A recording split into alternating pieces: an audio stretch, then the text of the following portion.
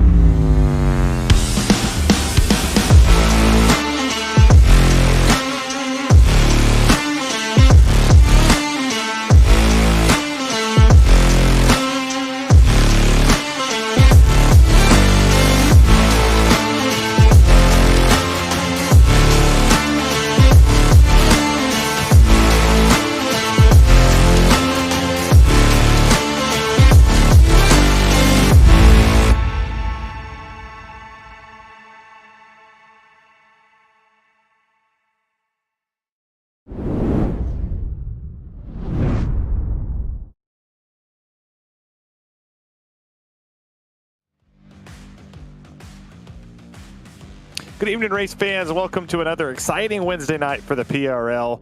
We'll start it off with a little left and right turns here at Mid-Ohio Sport Car Course. Well, we'll say good evening.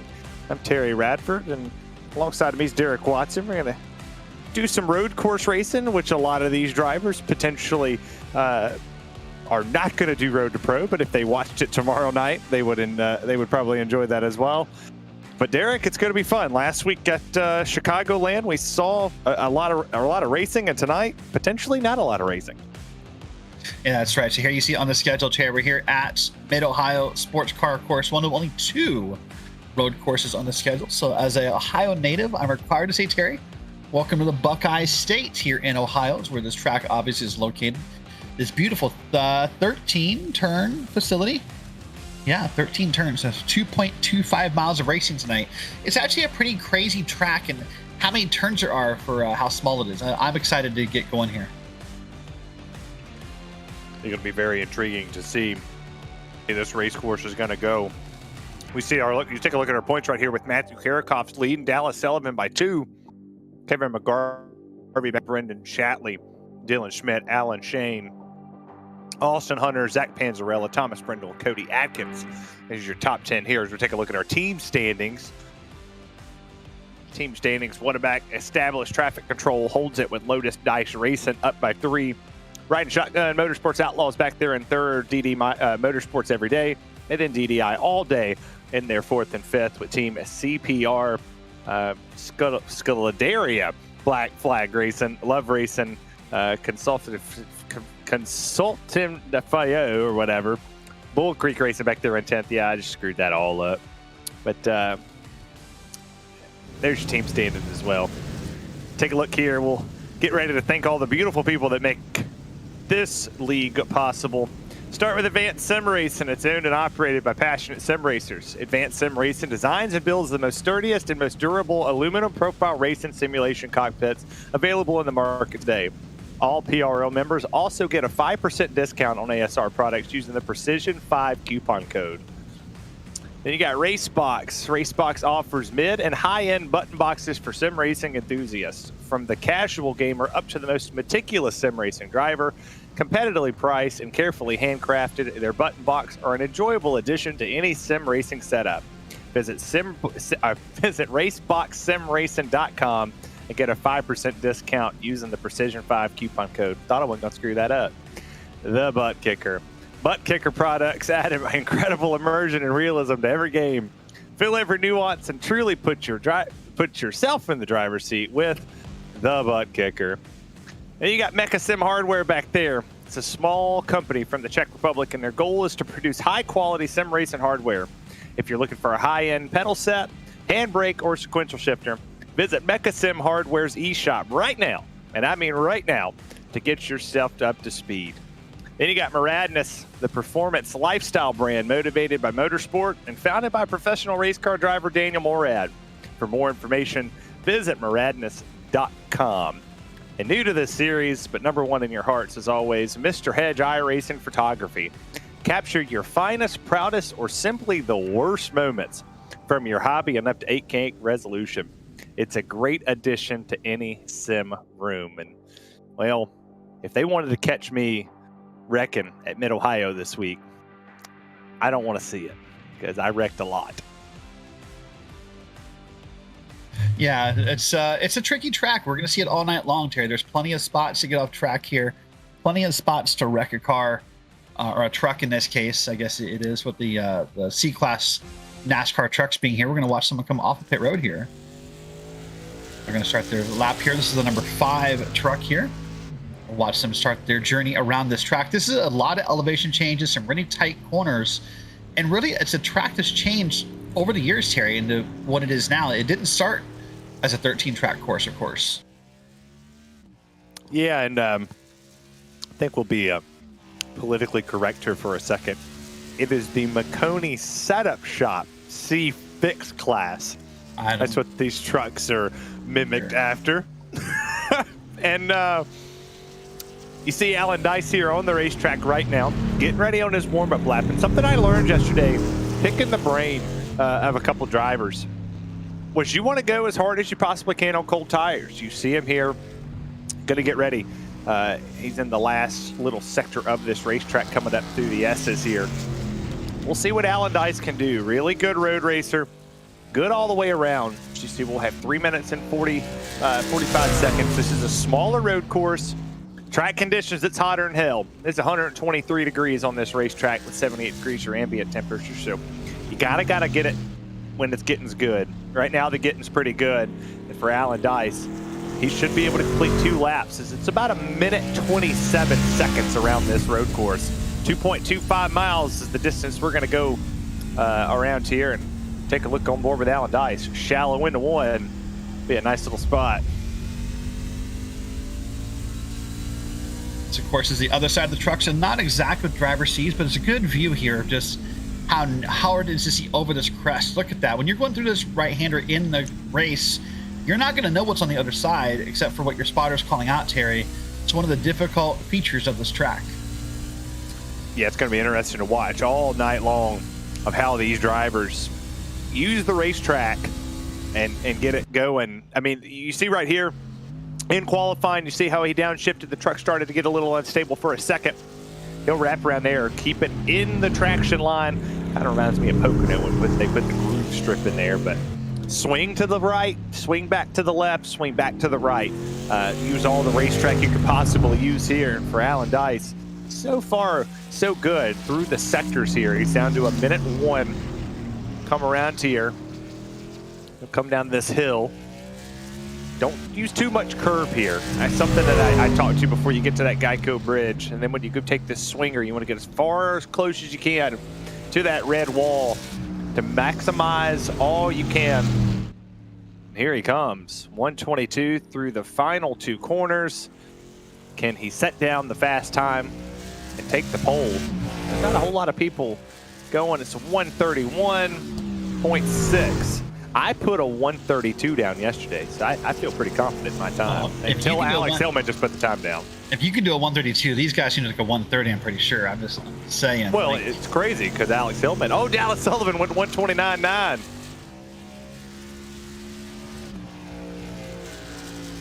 You know, what's interesting about this course, Terry, of course, last week the trucks were at Chicagoland, the Xfinity, and then the Sunday Night Cup Series ended up being, of course, at the Chicago street course.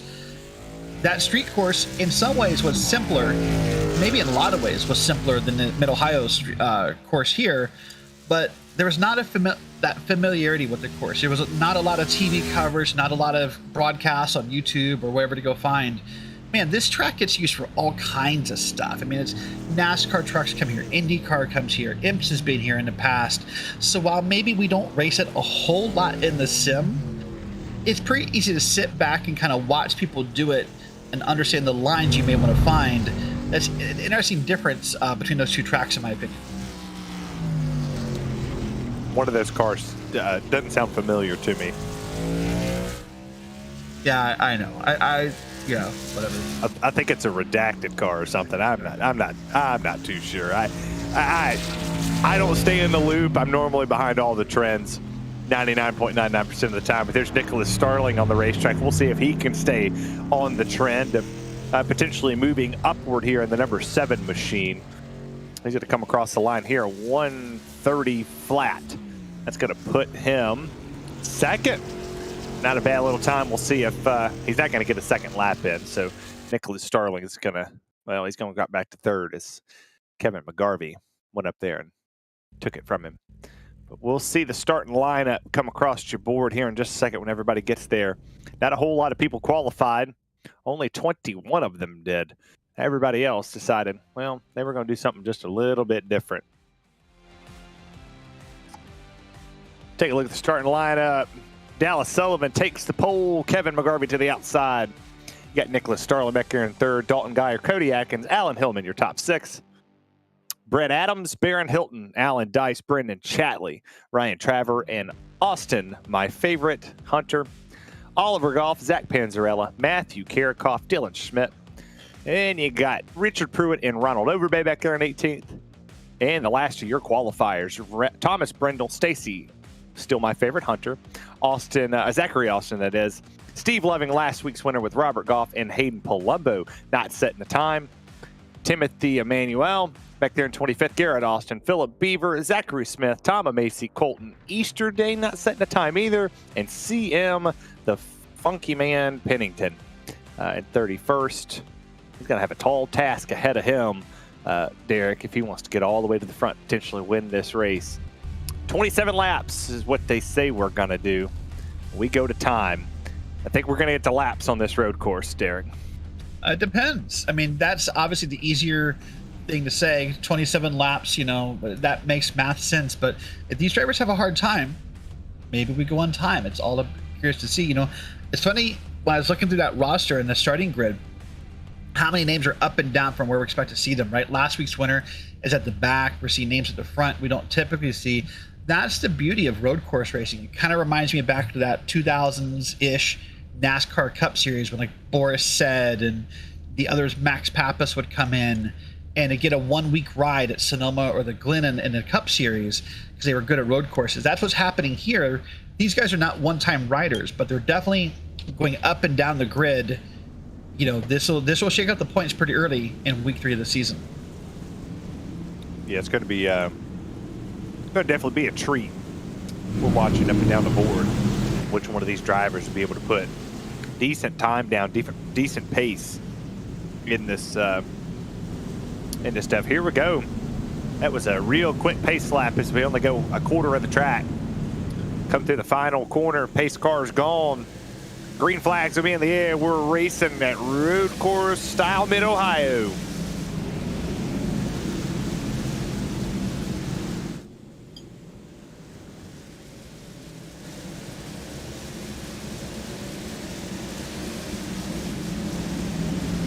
Similar to our Xfinity guys last week, Derek, at Chicago street course. Pretty calm, pretty tame around here through the first 2 corners. Oh, and as I say that, Richard Pruitt goes around. Yeah, you know, but all kidding aside, that is pretty calm and tame. And we had one truck there go around in that corner, Terry, compared to what could have happened, you know, what happens in real life sometimes. It's a pretty calm start. But you see drivers now single file it through these S's here. Got one side-by-side battle I see so far.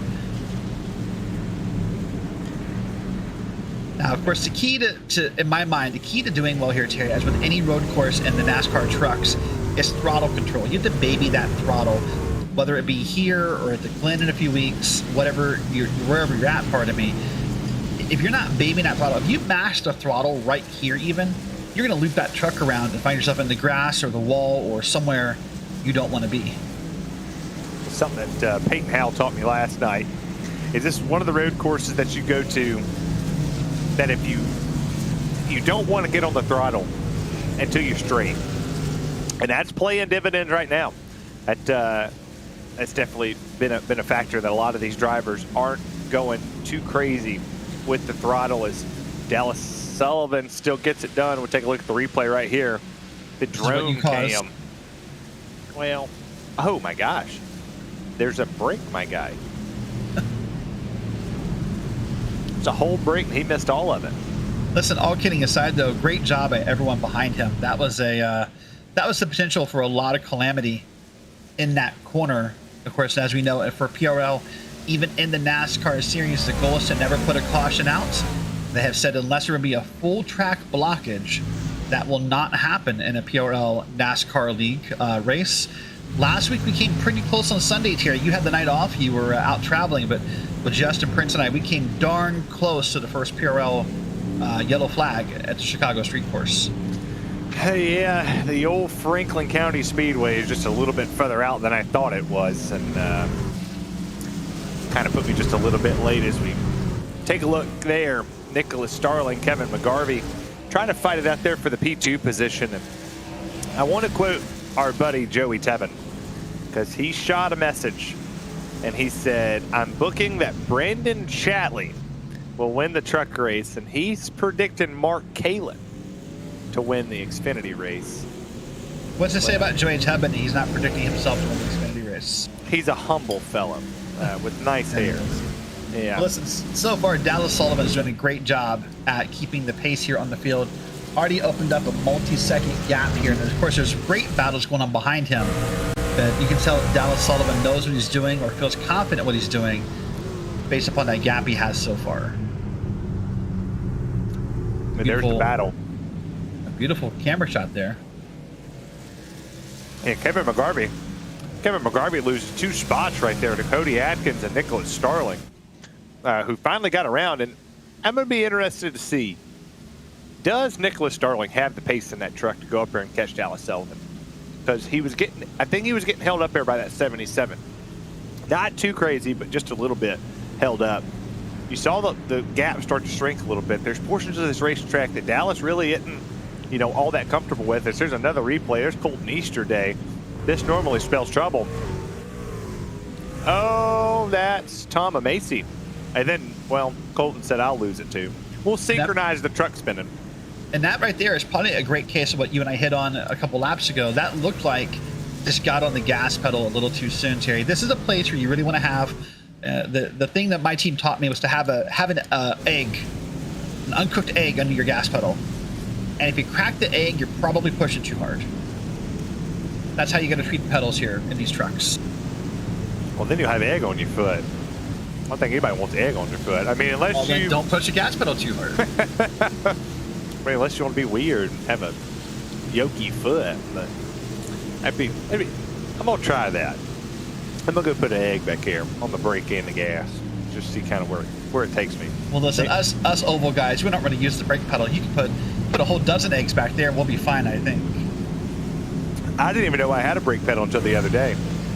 I had to hit it to miss the wreck. I was like, what is this? It was very foreign to me. But you see Barrett Hilton right here, that Tropicana #1 machine, currently sitting in the P6 position, trying to chase down Dalton Geyer. He's got Alex Hillman right behind him. It's a nice little gap in between them all. You see the braking zone there, trying to get in the corner. Good little switchback going on.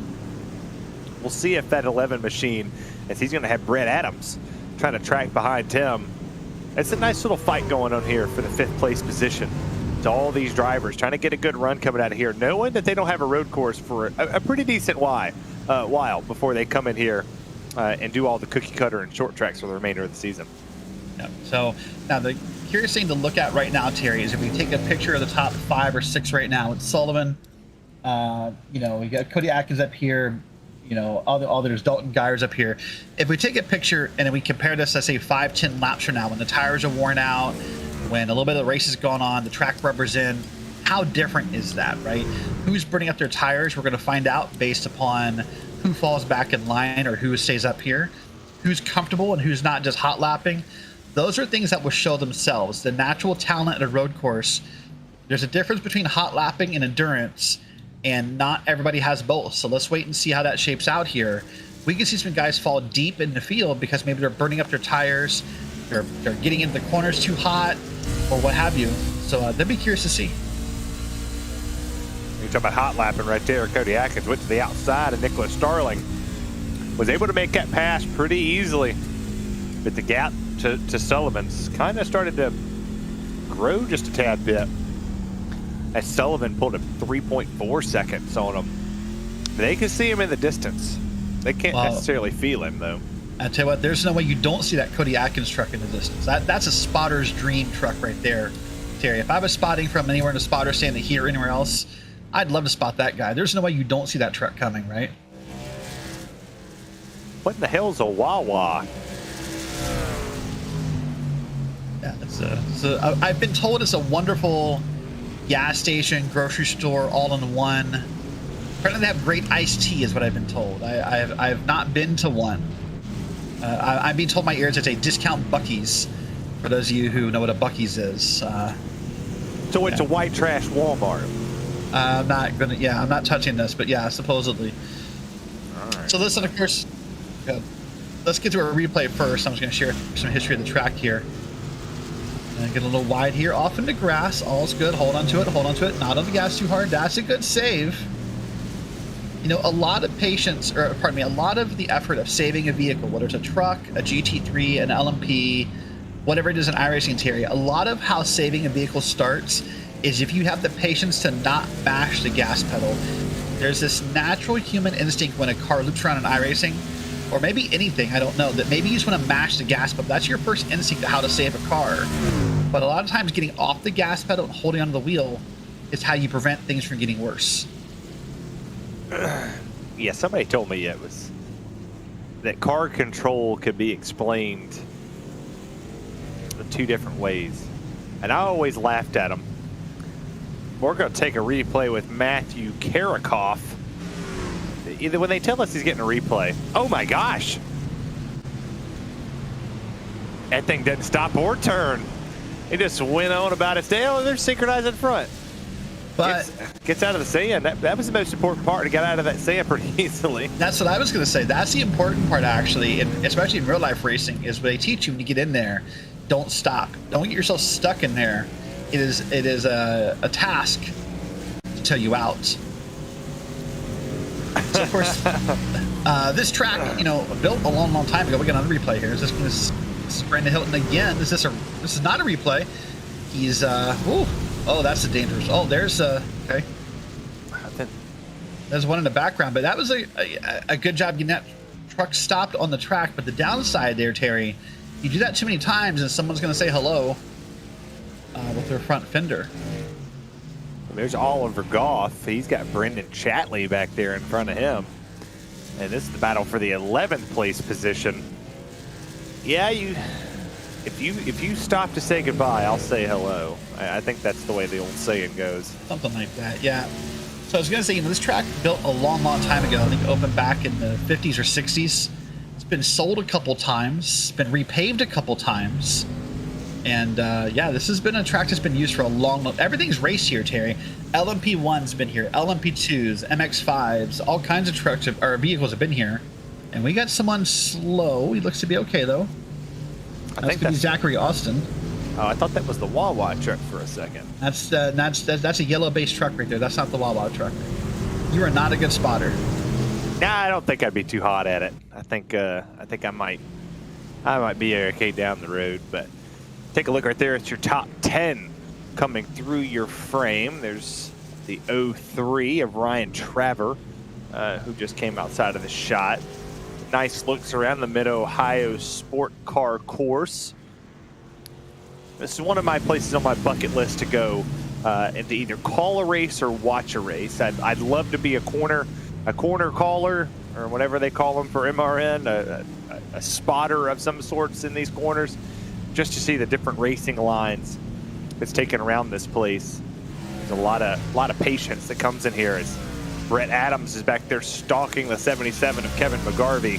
And McGarvey not doing too bad of a job up here in the 4th place position. Currently putting down 132s. The fastest driver on the field is Cody Atkins. He's laying the 130.7s to our leader Dallas Sullivan. It's 131.4. He's starting to bring that lead down. So maybe Cody Atkins was doing what you talked about, saving the tires, getting up here through this field. This is Austin and Karakoff here. This is lap traffic here. see trucks try to get around them. This is probably the scariest part of road course racing for a lot of people, is lap traffic, because we had this talk last week at the Chicago Street Course. Hold on. That's Cody Atkins. That is the Wawa truck, Terry. Oh, man. See, he was chasing the there's one leader behind down. him, too. Oh, McGarvey's going to go around, too. The red truck, yeah, it was McGarvey right there. They're going to be impatient. And there you go. Merge back in. Good job. Oh, maybe not. 18-point turn right there. Let's get back on the racetrack. Yeah, they teach us in Ohio. So I was going to... Go ahead. Well, that just opened it up for Dallas Sullivan. If he can just keep it on course, I would imagine he's got this win locked. Well, there's still the potential of a pit stop. I would think most of these guys are gonna want tires, part of me. But I was gonna come back and say, with lap traffic, the danger, as we talked about with the Xfinities last week, is this theory of how to let somebody by. We're gonna watch this again here. This would be Cody Atkins in that Wawa truck. Just loops it around. Nice camera shot there. Now taking applications for a new producer. No, but all kidding aside, so Terry, the idea of road course racing is we want the slower cars or the lap cars to hold their line, race your line, make the faster cars get by you. That's how road racing is supposed to work. However, typically when you come to lap traffic, they want to try to let you by. They want to be nice, they want to stop, they want to slow down, they want to get out of their lane, and it ends up only making it worse. I'm sure as Dallas Sullivan gets around the course here and finds the lap traffic, that'll be the most tense moment of the night, and still it could be how second, third, and fourth catch him, depending upon how well lap traffic behaves. Took right here. Brad Atkins, Dalton Geyer fighting it out. You got hot tires in front of him with the 81 of Atkins, who slid him in the corner. And you got Dalton Geyer back here, who's just minding his own business, and the Daily Driver Incorporated 365. Kind of the Floyd Money Mayweather paint scheme look there. And you got the 23 Brad Adams back here in the aqua teal blue color. It's a nice shade. It's got a bluish hue to it. Big fan of that. And if people don't understand the eastbound and down reference in there, I implore you to go look that up. So really, though, I'm impressed here by Cody Atkins and how well he's kind of got himself back in the game. A lot of times when you're in second place and you make a mistake like he did, probably just got on the gas pedal a little too soon or didn't have the car lined up properly, it's really easy to get inside your head, Terry, to beat yourself up, to talk down to yourself, to slap your steering wheel, whatever, let that anger out. And anger breeds anger. When you get mad, typically you don't race better. You get mad at yourself. Typically you find yourself making more mistakes and more mistakes, and then it kind of just festers. That's my word of the night, festers, by the way. There'll be a quiz later. Look out for that. So that's really impressive. I mean, I'm sure you have those moments as well, right? That explains why I don't win a whole lot, because I get mad in the early portion and then just start throwing stuff. But no, I'm excited. So I'm excited that right after this we're going to call the Atlanta race, and I got to race it a couple times yesterday just to get a feel for the track, the draft, the way the cars are going to move, what the outside lane's going to do. But I also spent some time for my truck guys, and I took a lot of lessons from Peyton Howell. He taught me quite a bit about how to get around this race course and what corners you can kind of not cut. Well, you can kind of cut just a little bit. You can be a little bit more on pace and on, the level of everybody else if you're just able to go out there and put it in the right spot. So you see Dylan Schmidt back here. He was fighting Zach Panzarella for that 14th place position. This is the driver in 15th. And you see Zach here in the 247. His teammates with each other, so not wanting to necessarily go up there and wreck each other or one another with the red, white, and blue themes on a lot of these trucks for, well, 4th of July the other day. Hope everybody did something fun or whatnot. But look at the race lead. Nicholas Starling chasing Dallas Sullivan down as Sullivan's almost fell off 2 seconds. Now 3 seconds from where he initially was running in the early portion of the race. So that leads me to wonder one of two things, Terry. Either Dallas Sullivan is going to lay back and not burn up his equipment, and maybe he's willing to give up some time right now, knowing that he has more left, or he's a driver who was pressing into the corners too hard, was on the gas a little early, and maybe has started to burn up that equipment. One of two things are possible in that moment. I'm more willing to guess it's the first, that, hey, if I have a 3 or 4 second lead, why do I need to push? By the way, I love this camera shot. I was joking earlier about our producer, Dustin. He does a great job. But that camera shot right there shows you the difference in elevation between those 2 corners. Look how steep that was. That's a big elevation dip for just one corner. Yeah, and for Dallas, you talked about lap traffic just a little while ago. He's starting to find himself in it. And it's not coming at the wrong time. It's going to come right when he has. Nicholas Starling right on that back bumper. That tailgate's going to get wore out really early from that 46 and the 7 machine fighting it out. I mean, it's not going to be too helpful if you have somebody that's about 1 second to 2 seconds slower than you right in front of you off the exit of one of these corners, especially one where it's a very sweeping corner. You got to carry momentum like that one. You don't want to do it as lap traffic moves out of the way. Very respectful there. We'll see if the next driver does it, or if he does it for second, he will. It'll go all the way to the outside there. That's going to help Starling. Yeah, I think Sullivan probably would have wished that lap car would have stayed till the front straightaway. Here's a battle for P7 going on at the same time. There's 3 or 4 trucks right here, all packed in together. In a road racing sense, these guys are right on top of each other, Terry. A single mistake in a corner, riding a corner too wide or too hot into a corner, and these guys could swap spots really quickly here. We'll see if any of them can hold the spot towards the very end. We're coming to 21 minutes to go, and we're already 13 laps in. We're halfway. We're halfway in this race, so they're putting down some good laps. I mean, we potentially might not get. You know, we're kind of committed here. If I mean, it's registering 27. I feel like we've been. Well, I guess it is right. 40 minutes. Yeah, that's you're not really gonna do math, are you? Like we're not to that portion of the evening already, are we? No, I just sitting there thinking 40 minutes, 27 laps. That's 13, about right. 13 and a half. Yeah, that's something like that. Yeah, it sounds good. Oh, there's a car. Whoa, that's wow. That's Zach Austin, I believe, isn't it? And that car is smoking. That's an expired motor. I'd love to see what happened there. And see what I'm guessing just got off track, and I'm guessing there's a wall involved. I'm just saying. Maybe he just wanted the Camel Crush. Or maybe he just wanted the cigarette. Maybe he's just clearing the place of mosquitoes. Let me tell you, as an Ohio native, there's no shortage of mosquitoes at this track right now. So maybe he's just helping with the fumigation. Well, let's take a look and see what's going to happen here. Oh, there's a brake pedal. Not the wall. I think he just wanted to stop for a smoke, pull the old Cale Yarborough out. All kidding aside, I really think he probably just missed a braking point. And once you miss a braking point at a corner like that, it's hard to get yourself wound up. It's hard to do anything about that. And once you get inside that sand, it's impossible. Like that's. Whew. Well, that will be the end of the night for Zach Austin. I feel comfortable saying that comment. He may still be on track, but he's got to go get that meatball fixed. That's going to be required repairs. And there's the 03 off the track now. Ryan Traver into the tire barriers. He goes. That Ford F-150 didn't take a hard of a shot of what Zachary Austin took there, where he went into the wall. But he's going to lose a couple spots. He'll go all the way back to the 10th place position, still riding in the top 10.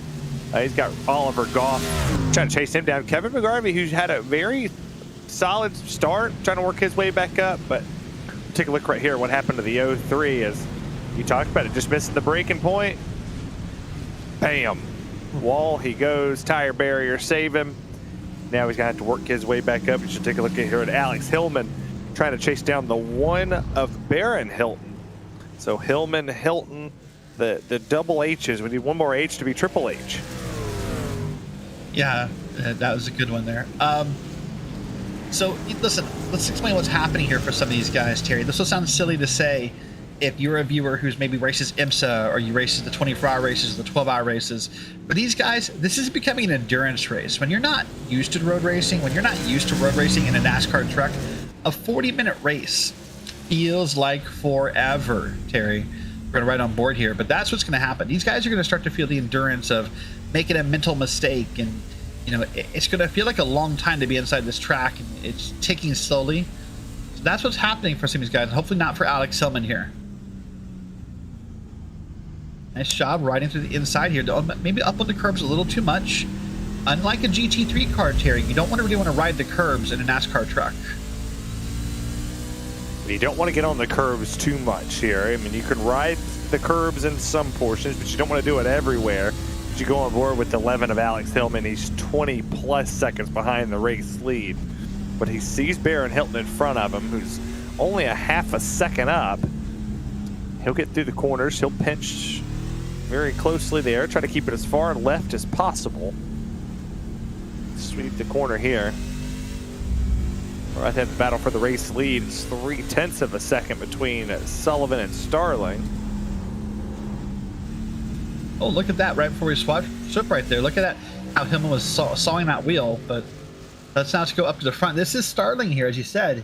He has chased down Dallas Sullivan, and now they got a couple lap cars in front of him here. Let's see how this plays out. Okay, the lap down trucks. I would imagine they'd have to move out of the way. Not cause the big one here in the road course, but one moves out of the way ever so slightly. And Sullivan got a really good run there. Was able to keep the momentum. But you see just a little bit of draft here in these trucks on the long straightaway. It's allowing Starling to come back in. Don't want to miss your braking point, because the braking point changes when other trucks are on the racetrack. And now you got the 39, who's right there. That's Timothy Emmanuel, who's next to be put a lap down by Dallas Sullivan. Yeah, so I'm going to break down what you just said for a second, since I think the Wednesday night audience is mostly here for the ovals. You said the braking point changes when there's a car in front of you. And the biggest reason for that, in my opinion, Terry, is the braking point changes to what the braking point for the car in front of you is. It doesn't matter where your braking point is. If the truck in front of you brakes a second earlier, if you don't brake a second earlier, you're just going to run him over. You're going to wreck both of your cars.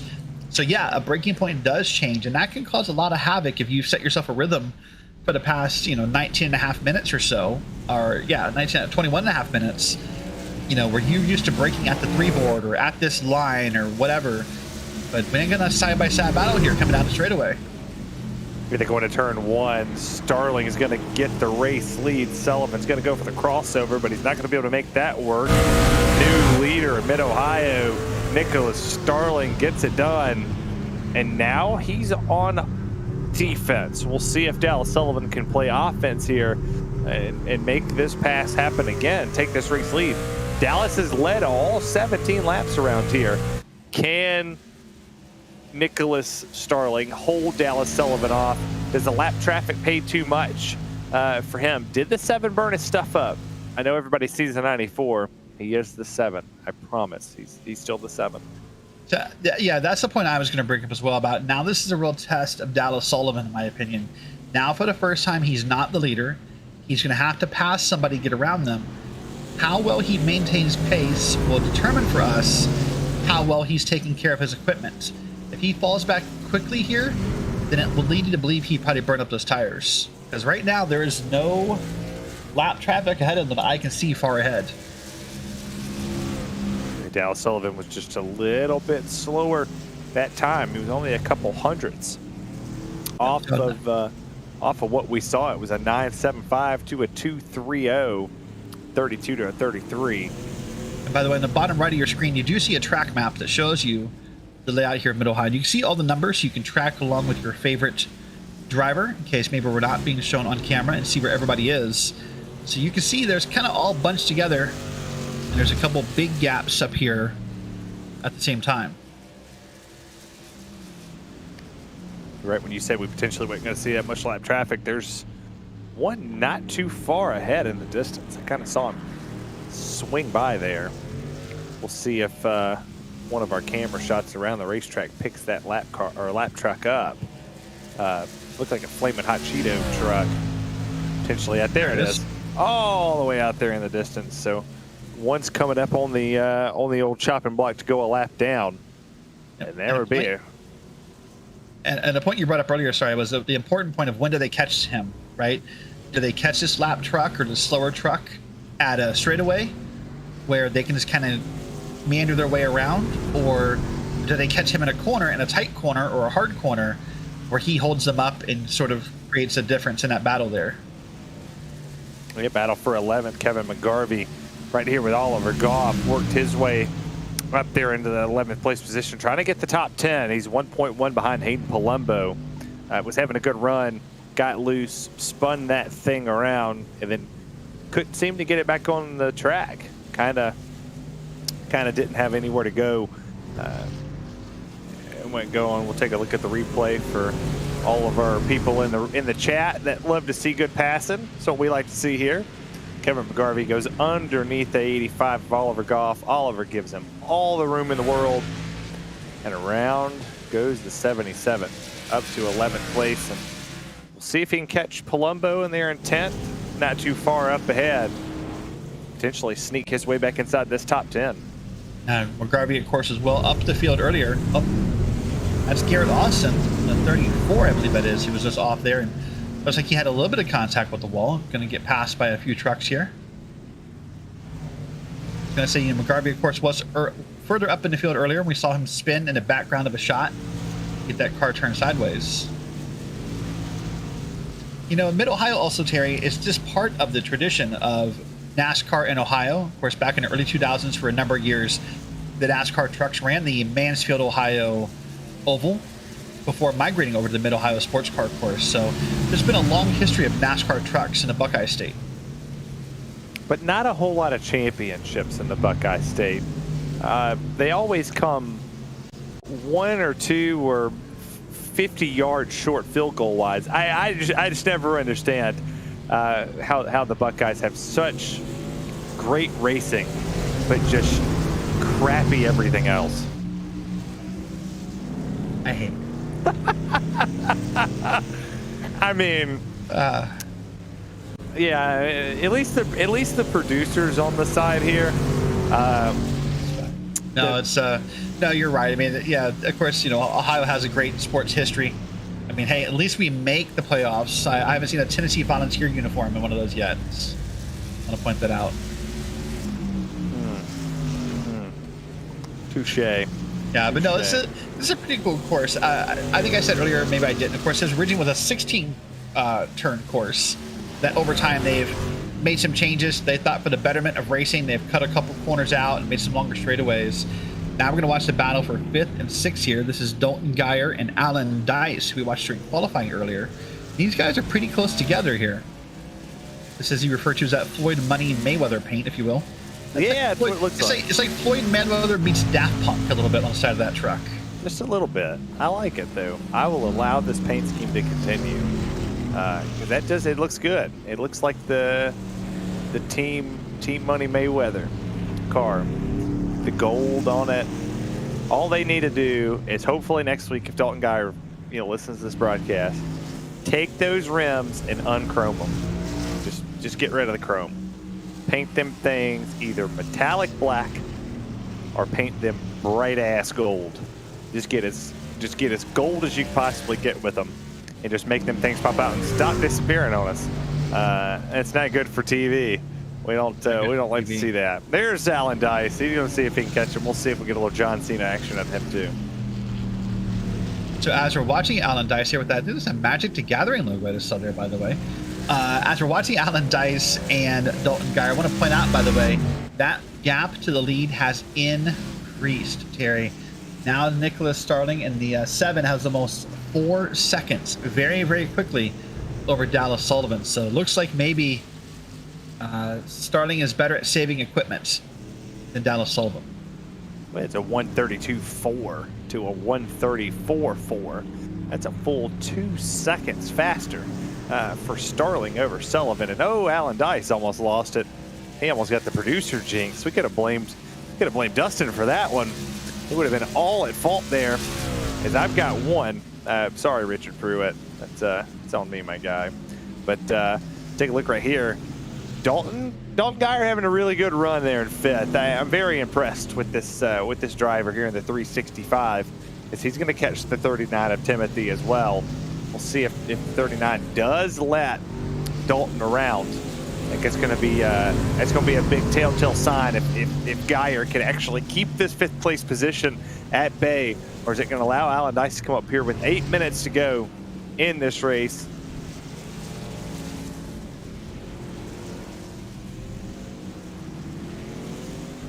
Oh, is there a truck off back there?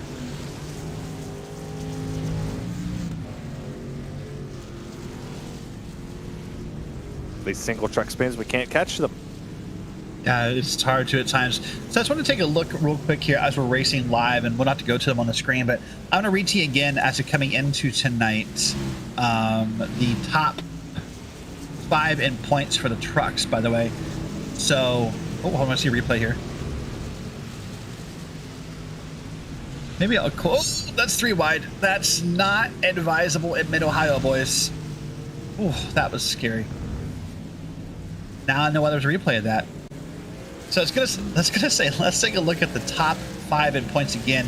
You have Matthew Karakov, who was first, Dallas Sullivan second, Kevin McGarvey third, Brandon Chatley was fourth, and Dylan Schmidt was 5th coming into points tonight.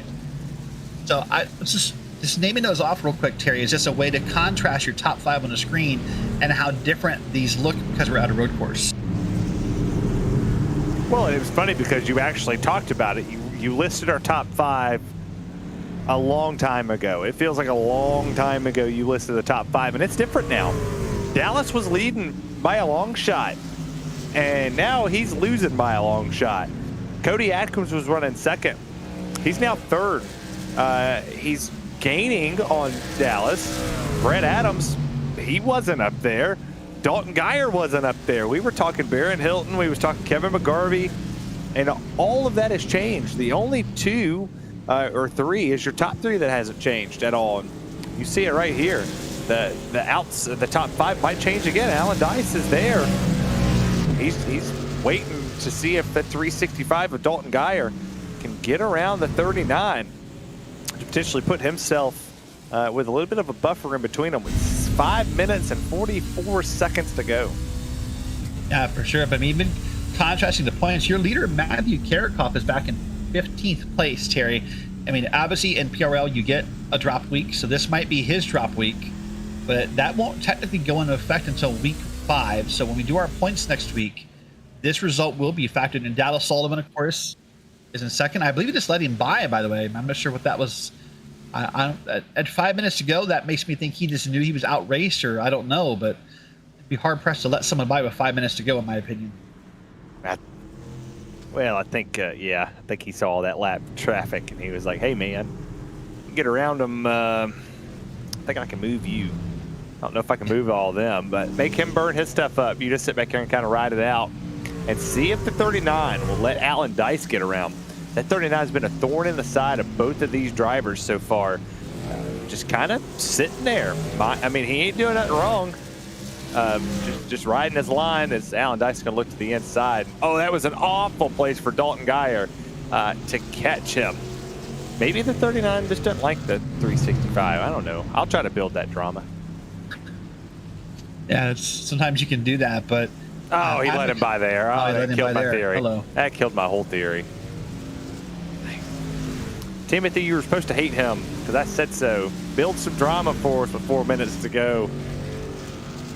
Yeah, I want to say, though, with 4 minutes to go, if we can go to the battle for second and third, Cody Atkins is closing this gap. That, of course, is the Wild Wild truck we were joking about earlier, who got spun himself around. But he is closing that gap ever so quickly on Dallas Sullivan. He had it under a second just a moment ago. I still want to know from the chat if it's Wawa's. I know y'all said it was a discounted Buc-ee's, but could we compare it to the white trash version of Walmart? Because I don't know if you've ever looked at people of Walmart. That's funny. That's probably the funniest thing I've ever seen. People walking in there, and I can't even mention half the stuff they walk in there as, because I ain't trying to get fired today. Maybe next week. Maybe next week. Yeah. Oh, maybe next week. oh, Cody. He almost lost that thing again. That's why he's losing so much time. He's slinging that Beautiful sucker in drone there. shot here. I wonder where this producer gets all his camera shots at.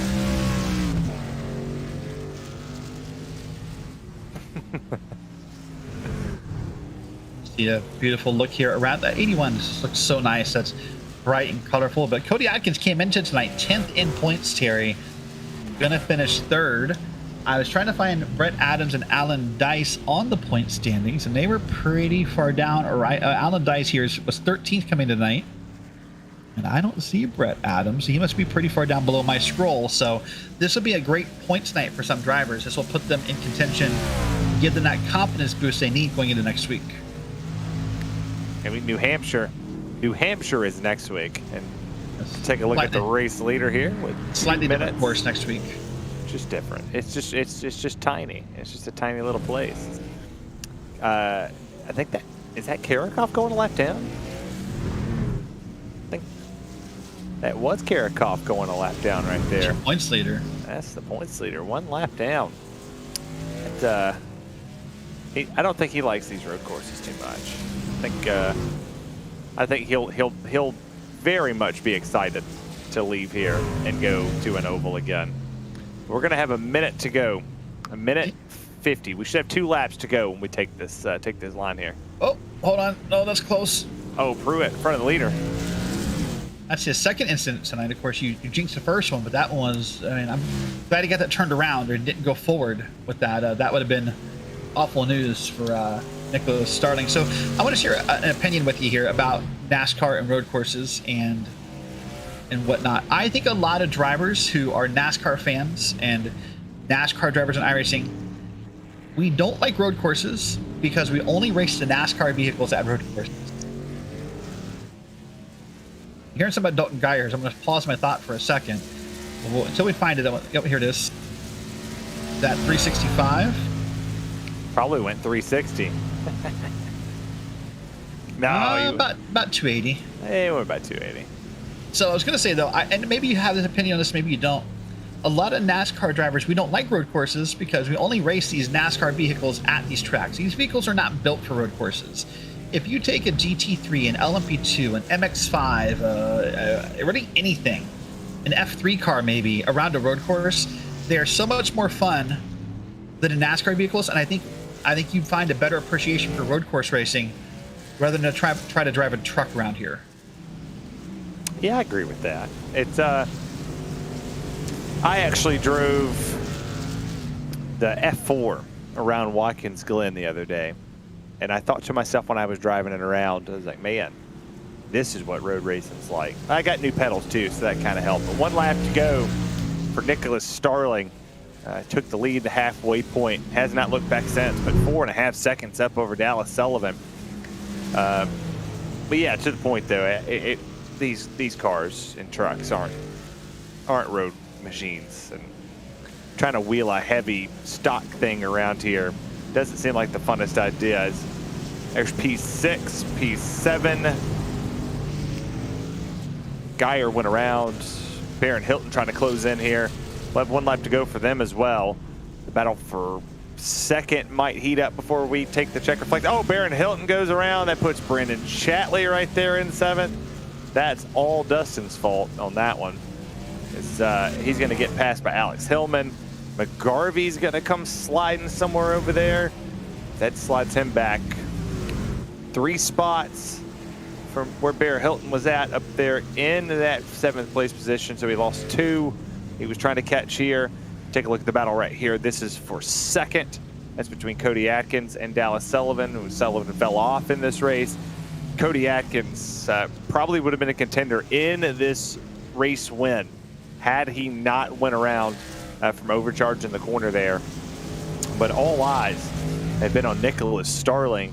Did exactly what Derek said to do, saved his equipment, stayed patient, stayed cool, comes through turns 12 and 13 to win at the road course in Mid-Ohio.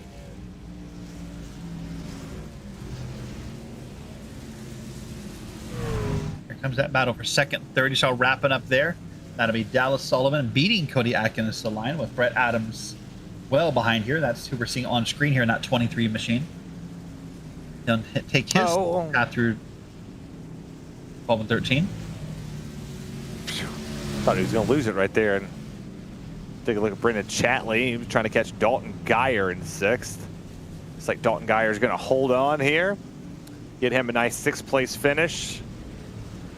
Brendan Chatley's going to come home 7th. There's Hillman and Hilton fighting it out there. It's going to be 8th and 9th. Across the line, McGarvey will come home 10th. There's Oliver Goff. 25 of Hayden Palumbo, who was 10th for a while tonight.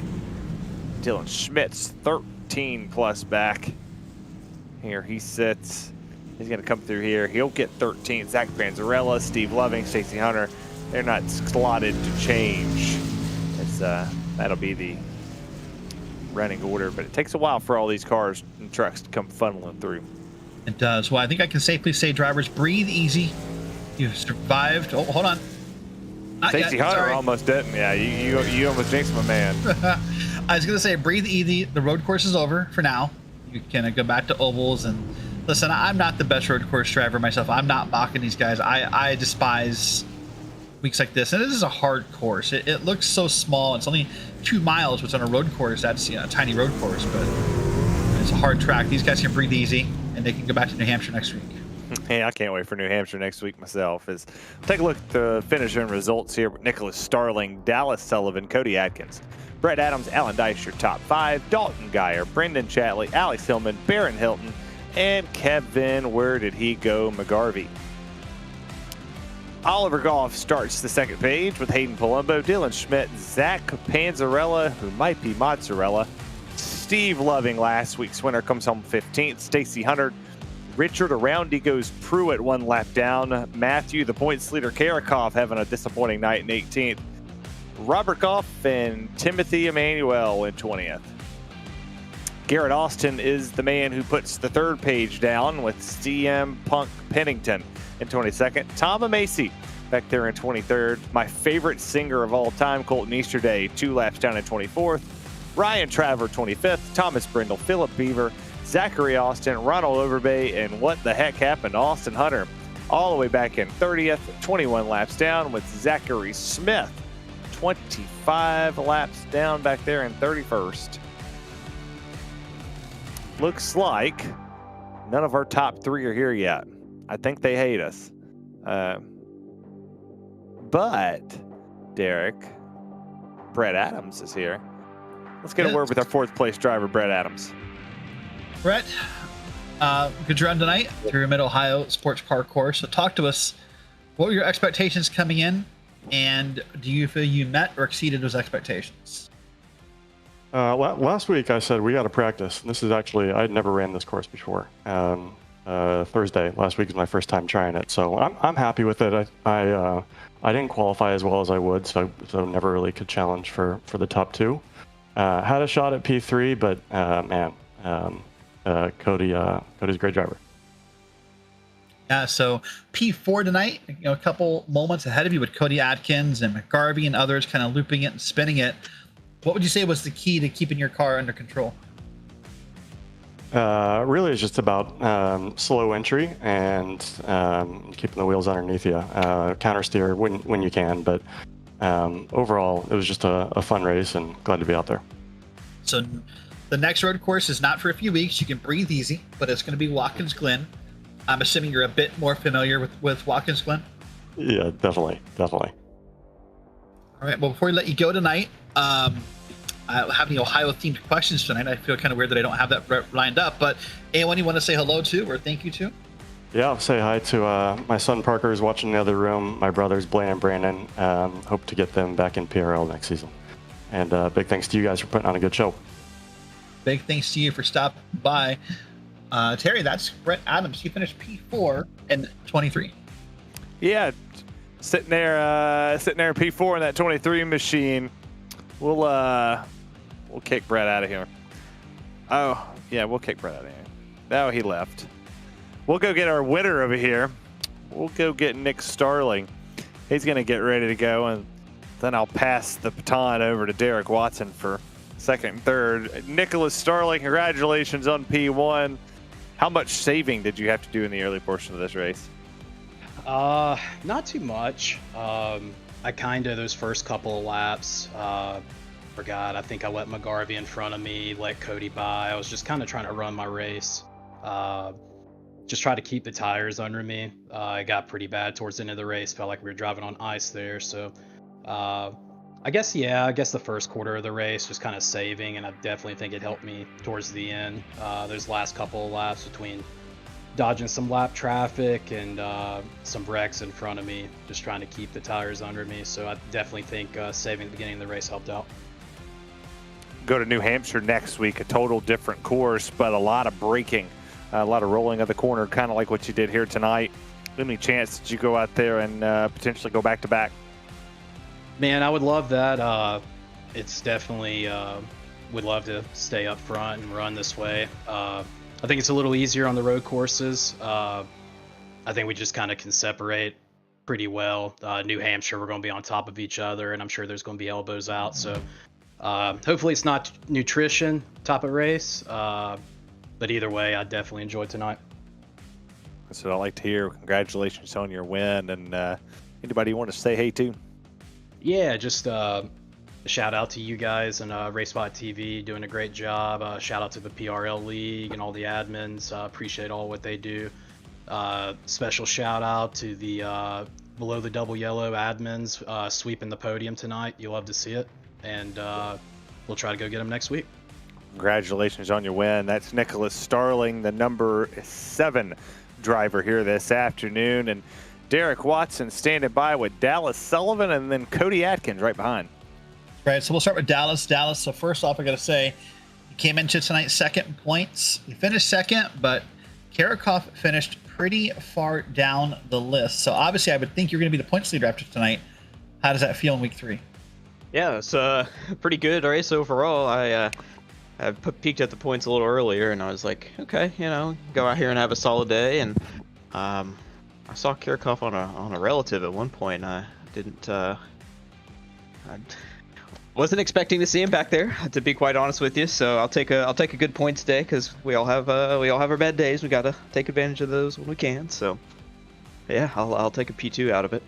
So you set the fastest lap for anyone of the night on lap number 2.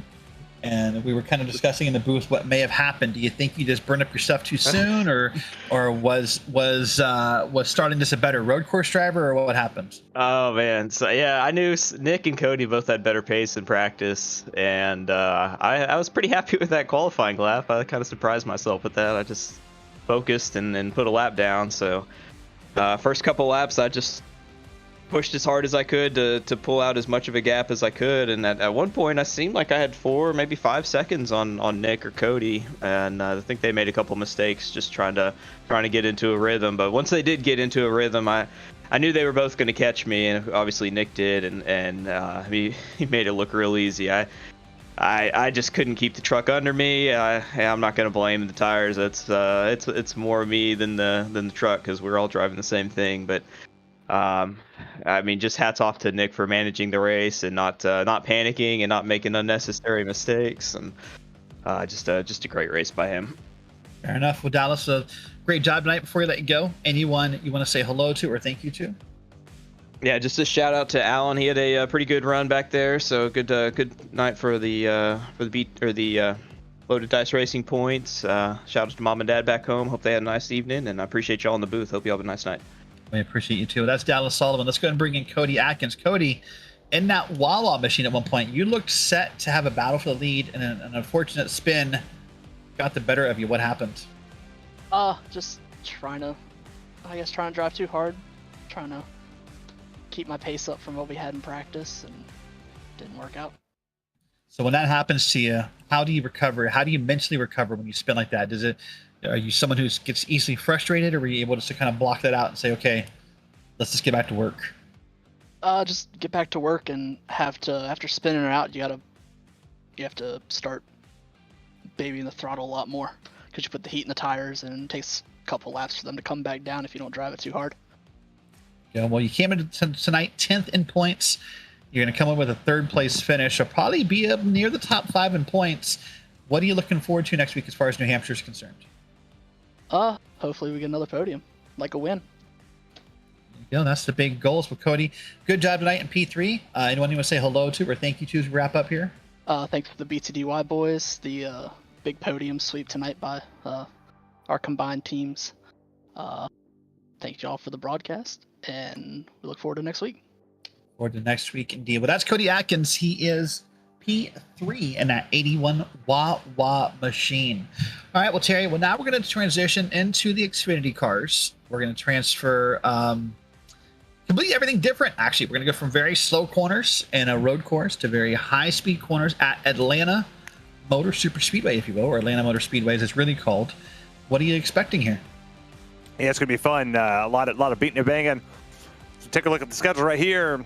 Atlanta Motor Speedway, New Hampshire next week could be one of the only times that we see the exact same racetrack between the two series. Pocono Road America, the full course. Michigan, Indianapolis road course. Watkins Glen with the Cup style, no boot, and then ending it out with Daytona. Take a look here at our overall championship points with Richard Regan Jr. with the average finish of a 1.5. Abner Acosta there in second, not too far back. Adam Zemke 8 places off. A tie for third with Bradley Holly. Mark Kalin, who Joey Tebbin seems to think is going to go up there and win this race with Nick McLaughlin, Joey Tebbin, Ted Lowendick, Thomas Sink, Doug Evans, rounding out your top 10. And your team championships a little bit closer of a fight than most would have imagined coming into this, as it is RaceSpoke Motorsports 147, Waterback Overjob 147, Precision Racing Esports number 111, 143 points there with Atomic Racing TNT with 142.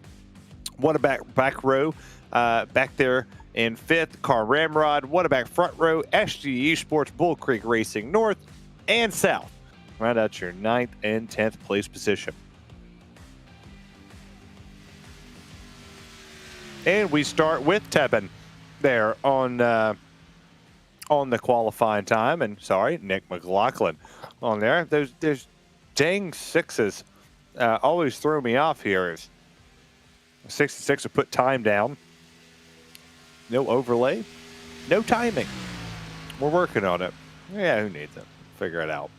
Here, coming around here and single car qualifying. This is one of the super speedways that I'll tell all the fans that this is truly a you need to start up front type race, because if you start in the back, your likelihood of getting to the front decently quick is going to be weird. And from my understanding of the red line rule that could potentially be enforced in qualifying, it is not enforced. You can go down there all day long. It does not matter what you do right then and there.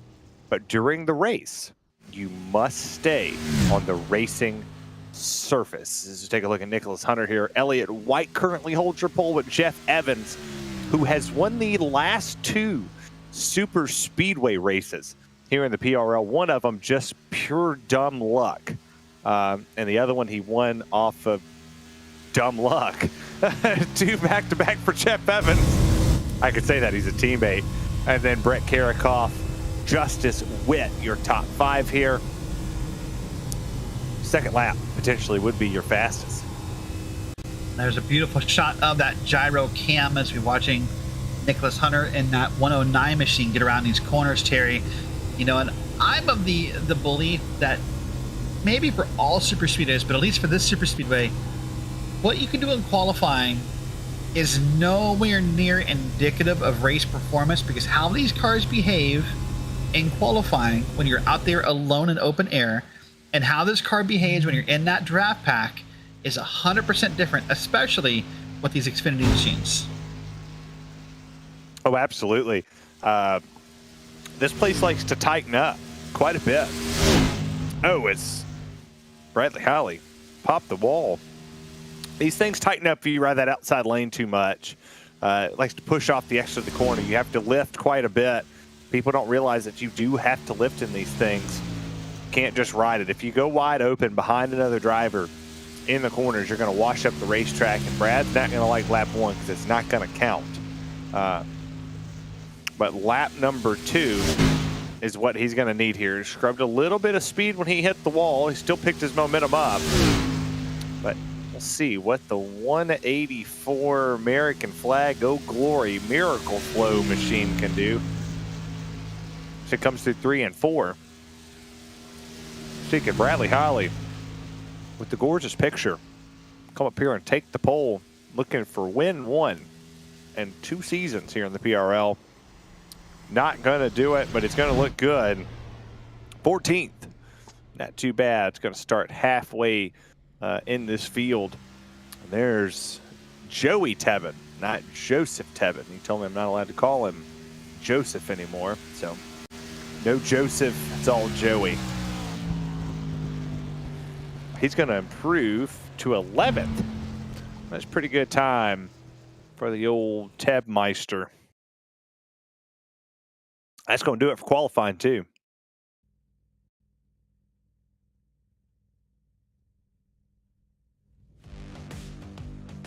Wait for the starting lineup. We'll wait for the starting lineup to come across the screen. There we go. Dun, dun, dun. Elliott White takes the pole. Abner Acosta, Jeff Evans. My pick to win this race, Danny BP Cervantes with Doug Evans and Patrick Cowgill back there in 6th. Brett Karakoff, Thomas Sink, Richard Regan Jr., Adam Zemke, Joey Tebbin, and Chris Justice rounds out the top 12. Mike Dale Jr. Witt in 13th. Nicholas Hunter, Bradley Mullet Man Holly, and Reese Bogue back there in 15th and 16th with Mike Knight and Princess Gagnon. Nick Cokeman McLaughlin, Nick Byer, Ryan O'Connor, Jacob Emery, Daniel Knight, and Colton Lane back there in 24th. Charles the Admin Sumner, Mark Wish he was Michael Wattrop Kalin, Jim Westerfield, Ted Lowendick, and Jeremy Bailey back there in 29th. 29 Xfinity Series machines going to get lined up to go here. And this is unlike any other beast we have tamed, Derek. It really is. You know, we've taken to this habit of calling it a super speedway after the repave a couple seasons ago, but it's not really, for multiple reasons. One, it's not 2 miles or more, so it's not really a super speedway. 2, it's not flat out. I think that's the thing that people get held up on, is we call it that. This is not, as you said, we're not mashing the gas pedal and just holding it down the whole time. And these Xfinity cars, if you don't lift in the corners, you're in for a very, very rude awakening. Atlanta, what did I? Yeah, you're a bad trick. It's 131 degrees. Oh, that's why I'm confused. Hot my Atlanta. Gosh. Hot Atlanta. Oh my gosh. That's not even hot Atlanta. That's burn your cheeks Atlanta. It ain't even that hot down here in Savannah. Holy crap, Hampton, Georgia is not that bad. I mean, the humidity level sounds about right. Just knock that thing up about 30 more %. Then you can really call it. It should be humid Atlanta. I've never sweat so much in my life. I sweat just walking across the floor nowadays. Yep, so 3:17 p.m. is the local sim time. This is an afternoon race in real life, unlike the Cup Series race, which will be an evening race here at Atlanta Motor Speedway. So I guess you'll be on the call for the Cup Series race on RaceSpot as they're probably racing in real life. Yeah, it's kind of getting old doing that. I like watching the race, but maybe not. Maybe it'll all be said and done in two and some change. I don't want to miss the ending of it, but it happens, you know.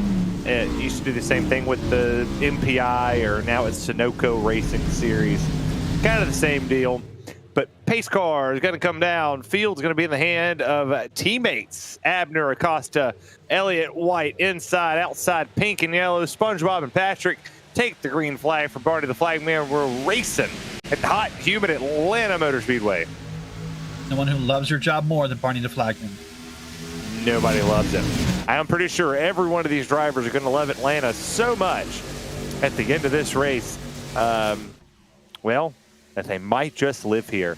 You see the 2 tandem trains. You can go 3 wide here. It's not frowned upon, and if you're looking at somebody who potentially will take it 3 wide very, very early in this race, oh, he's sitting in 3rd, and that's Danny Cervantes. Not afraid to get aggressive. I know a lot of drivers, when I said I was going to pick him to win this race, they said, him? He's probably going to tear the nose off of it. He did have a bit of a problem doing that last season, keeping the nose on it. Had a no qualifying rule last week on him, ended up rage quitting. Comes out here, he's in a must-win-ish situation and very good finishes if he wants to compete for a championship this season in that number 25 Toyota, his 2nd season for RaceSpot Motorsports. There are only 3 cars that outside, that bottom lane looks to be rolling. Yeah, I think that bottom lane often works here, Terry, because of the comfort as you have as a driver of with the what-if game, right? What if something goes bad? If something goes bad and I'm in the bottom lane, I like to think I have all this space to my left to avoid a wreck, whether it be in the grass, on the pavement, whatever have you. If I'm up high and a bad thing happens, it's me, the wall, and the cars. And so I think a lot of drivers want to prefer the bottom lane because they like to think they have more space to avoid a wreck. I like that idea. That's what I do. I stay on the bottom trying to avoid it, but I go to the outside when I'm needed to. You take a look back here at Thomas Sink, Mike Witt, Justice, Zimke, all in this shot. Trying to get the run here. Thomas Sink could go all the way back from 11th or so to 6th if he is able to stick there in the draft and work his way and nobody jumps in front of him. He'll go around the likes of Richard Regan Jr., Brett Karakoff, Doug Evans is the 11 of Karakoff. Went to go look for that outside. He's going to tuck back into the bottom. Right now it's Abner Acosta getting this lead. And if you did a lot of research this week, I heard a lot of people in this field that go anybody but Abner and Richard. Anybody but those two. They win too dang much as it is. We can't let them beat us on the one place that we might have an opportunity to get a surprise winner. I think our surprise winner is going to be guy sitting there in 3rd on the outside. Yeah, by the way, make a quick point. On the beginning of this race, you saw Bradley Holly pull down in the tri-oval. He has already moved well back. I think I have him scored in 22nd currently. So despite his qualifying run, he quickly pieced out and is going to wait this out and see what he can make of it. This isn't a different super speedway strategy. You made that comment about it's hard to pass, and I 100% agree with you. But if you're in the back, maybe you can avoid the first couple big ones and have a car left at the end of this race. That's even if we get a big one. I might be the one. So you're bringing that on us, huh? I might be the one guy who thinks that the big one might not happen. I raced with a lot of these guys last season, and there's just so much talent in this field. I raced top split here the other night, and that's what the PRL feels like. It feels like a top split fixed race. You see the blocking going on right here for Abner. He's working both lanes, trying to control the momentum that comes around here. Oh, well, Let's figure theory. But this is what it feels like, and a lot of these drivers don't make crazy moves. They listen to their spotters. They look at their mirrors. They pay attention to every which direction. And by himself, Danny Cervantes takes the race lead. Patrick Cowgill tries to come in tow, but wow, early on, side draft and playing dividends here for the 25 machine. I think it makes it the side drafting. It makes it Abner not completely holding his line. I know that's an iRacing trope we hear every week for Super. Hold your line. We hear that every week in officials. But I think it's all coming to play here. He'll stay right up front there as we come around here to complete this lap. Now, there is a timer here.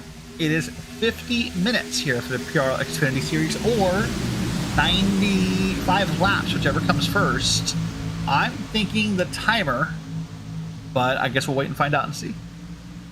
Yeah, I think the timer. I think the timer's going to be the one that takes us to the end. But I like how you bring up the iRacing anecdotes of holding your line. Said line. Normally the ones who whine and complain about people who race during a race are the first idiots who wreck. Let me say real quick, just sidetrack that. We'll come back to it. How close Danny Cervantes is getting in that side draft is kind of scary. Like, not doubting him. I'm not saying he's a bad guy. I'm saying, I get nervous up here. Yeah, Danny can make some unsettling moves throughout the race, but he's a really good racer. That's I love Danny. He's really good. Really good teacher and a really good person. Oh, he makes contact with Elliott White. I don't think Elliott White has the same sentiment as I have. He's probably saying a couple more as Elliott looks a little bit unstable there on the bottom as that 25 trying to pinch the air. And something that's been a big topic of conversation this week so far is the instability of these cars. When you get down and you have somebody taking the air off your spoiler, that side draft here, I know Danny thinks that it's going to play a big factor in him winning this race, but it could just necessarily take Abner Acosta around for a ride he didn't want to go on. That time by Abner Acosta did lead by 0.031 seconds. That's how close this race finish could be. I'm going to come down here in about 43 minutes here to find a winner in this Xfinity race. Now, something I found interesting is they were not that excited to get behind Danny Cervantes. The 31 here, that's Elliott White and others, or sorry, that's Patrick Calgill, pardon me, were not that excited to get behind Cervantes at first, and I think finally they felt pressure to do it. But at first, he was kind of a man alone out there. I would not be surprised to see if eventually they make that 3-wide move and try to leave him in the sucker hole. Well, the good part of... Oh, we're wrecking already. Oh, we go on board right on time. Oh, my gosh. And there's the big one. There's the first big one. That's Charles Sumner. There's Charles Sumner in it. It's after the wreck, I think. Mike Witt back there. I see him around. Oh, my goodness. We'll see what triggered this one. In just a moment here. Well, that's going to bring an interesting question here. I would think while we're pulling a replay, Terry, everyone is 4 tires here. Oh, absolutely not. I ain't pitting. That's too early. All right, we'll talk about it. Let's get the replay first. We'll see here. Oh, you got on the line. 95. Had it saved. And Mike Witt was there. Not clear, driver. Oh, and that's Sumner. He just thought he had it cleared and didn't. Yeah, I'm not pitting here. I'm be honest with you. I did this in officials. Oh, hold on. It's closed. Pit road is...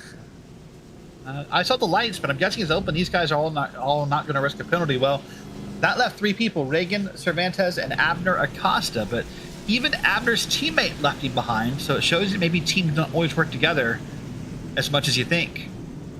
Well, Beyer pitted. Beyer stayed out. Everybody else pitted. Ted Lowendick stays out. I'm not sure about this one. Unless they're banking on the time. Well, here's my thought, and maybe I'm crazy, because, maybe. If we go green the rest of the way as you predict, there's no way you do 95 laps in this car on a tank of gas. I mean, you only get because I did 90. I did 90 laps in open. And you had to pit halfway? I had to pit. I had on lap 50, I had to pit.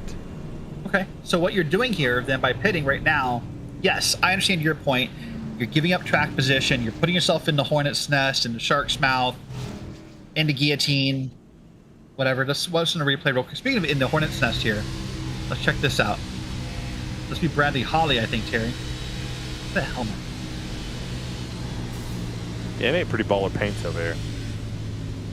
It's pretty simple avoidance here by Bradley Holly. That's an easy night of work right there. But yes, I get your point. Out of the hornet's nest, out of the shark's mouth, away from Thor's hammer, out of the guillotine, whatever you want to use here. But if I can shorten my last pit stop under green, I may undercut you and beat you that way.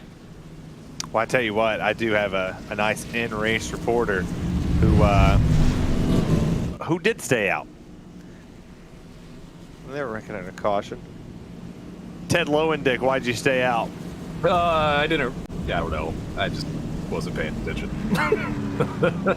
Why'd your teammates pit?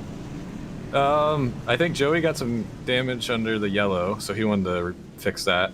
And I think Nick just followed the crowd. But yeah, I just want to ride, not cause any incidents, and I don't want to be up here right now. So this is an uncomfortable situation we're about to be.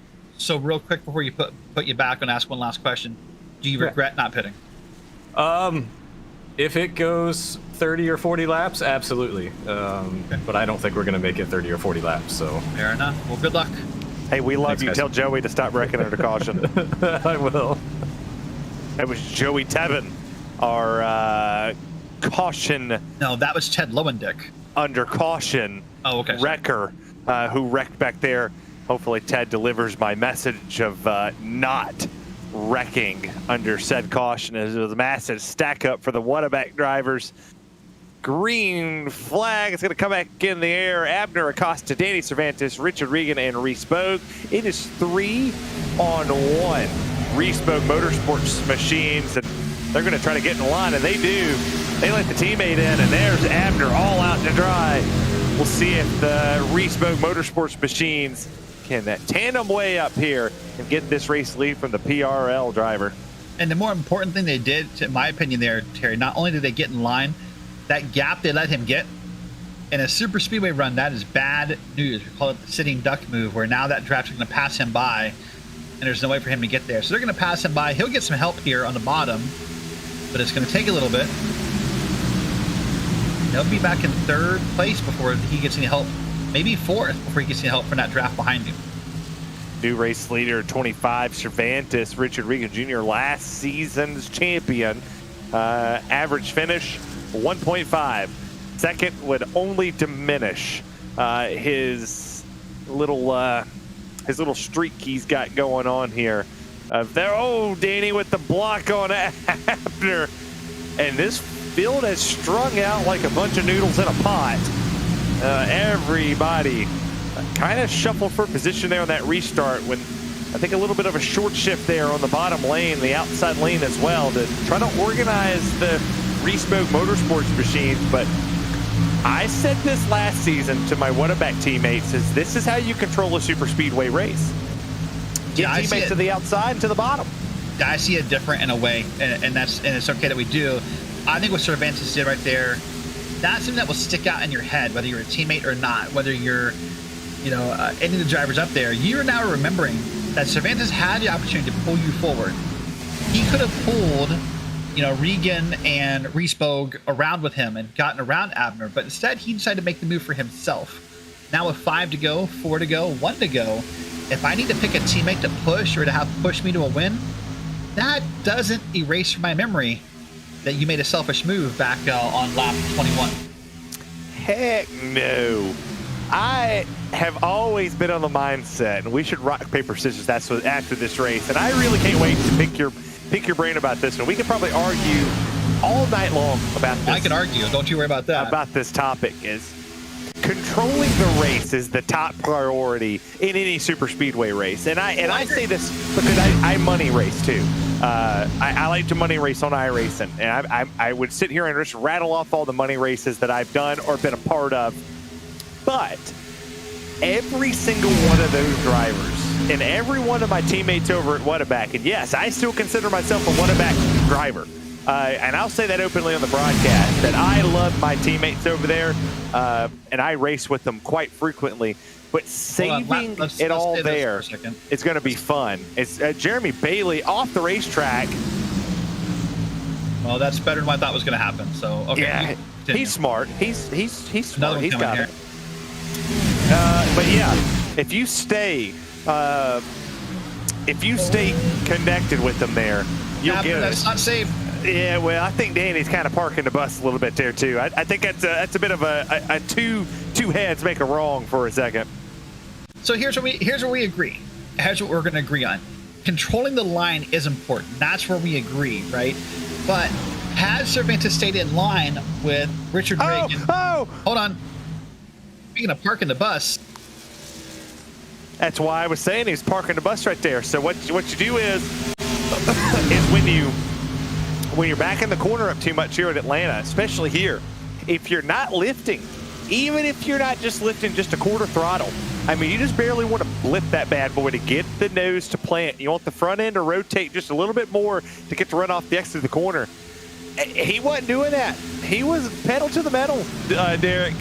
And if you do that too much, the whole right front tire starts to wear off that thing, and then you start to get a little loose. You see right here, he gets the shot in the corner.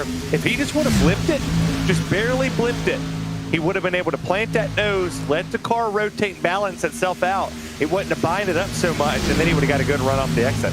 Yeah, I mean, that was a pretty clean shot and a pretty great save. I want to say that real quick, but you know, these Xfinity cars don't line up perfectly, but that was a pretty great shove. But by the way, Abner Acosta was also sort of a victim in that. He fell all the way down to P6 or P7 here on the outside lane after that moment happened. Oh, Nick Meyer. Nick Meyer sliding through the grass, and he's mowing it in Atlanta. He had the same thing happen to him that happened to Danny. Elliott White got to the back bumper and just barely took the nose off that, or the air off that spoiler. And around he goes. He saves it through the grass. No caution. And now Richard Regan Jr. holds your race lead. Patrick Cowgill, Lowendick, White are Witt sitting in your top four. It's a mixed bag. Not what we saw earlier, and some of these drivers have had to work their way back through this field, like Patrick Cowgill and Mike Witt, back to third and fourth. And listen, the beauty of super speedway racing, I can say that 5 times fast. Hold on here. That's a bit more of an aggressive bump, I think, what we saw between Abner and Cervantes earlier. That was a bit more of a hold of a bump. That you can't do here, especially through the corner transitions. Yeah, you see Lowendick to the outside. He's going to get a run with Abner Acosta, the old wizardry of tires. And this is, I know a lot of people are going to watch the race this weekend, and they're going to think, and I know it's hard for a lot of people to do that, but it's called thinking, that these drivers are going to go all out full throttle. It's not going to happen even in the Cup. The Cup Series won't go full throttle as well. And it's going to be a lot of this, a lot of checking up throughout the field. There'll be a lot of bobbling. Oh, Reese Bogue caught the apron, almost lost it in front of Cowgill, Witt, Cervantes, Elliott. Oh my gosh, all of them almost got wrecked, but they all hung on to it. And we continue to go here. These things are not handling the way that, well, they're not handling the way my setup from EPI handled. Well, I'll tell you what, this is, of course, the fixed setup. There's Charles Sumner on the bottom. There's a fixed setup here, race. And I think these cars, I mean, listen, the Xfinity cars are not the most stable of cars. I think that's fair to say. That's what some people love about the Xfinity cars. They're a challenge. They're a handful. You have to work at it. And no, you're not going to be full out here. You're not going to be flat out here. And now we're seeing why tires are important. This is why I would have pitted back on lap 21 when we went to cautions, because tires are important. Oh, there's one. Oh, and that's Patrick Cowgill. Hard into the inside wall. I think he just got a little loosey-goosey out of the transition out of 2. I don't think he got hit there. And that's potentially day over for Patrick Cowgill, who's all the way back in 19th. Also, potentially day over for Richard Regan here, who's going to get, I'm assuming, pass here before he gets any drafting help.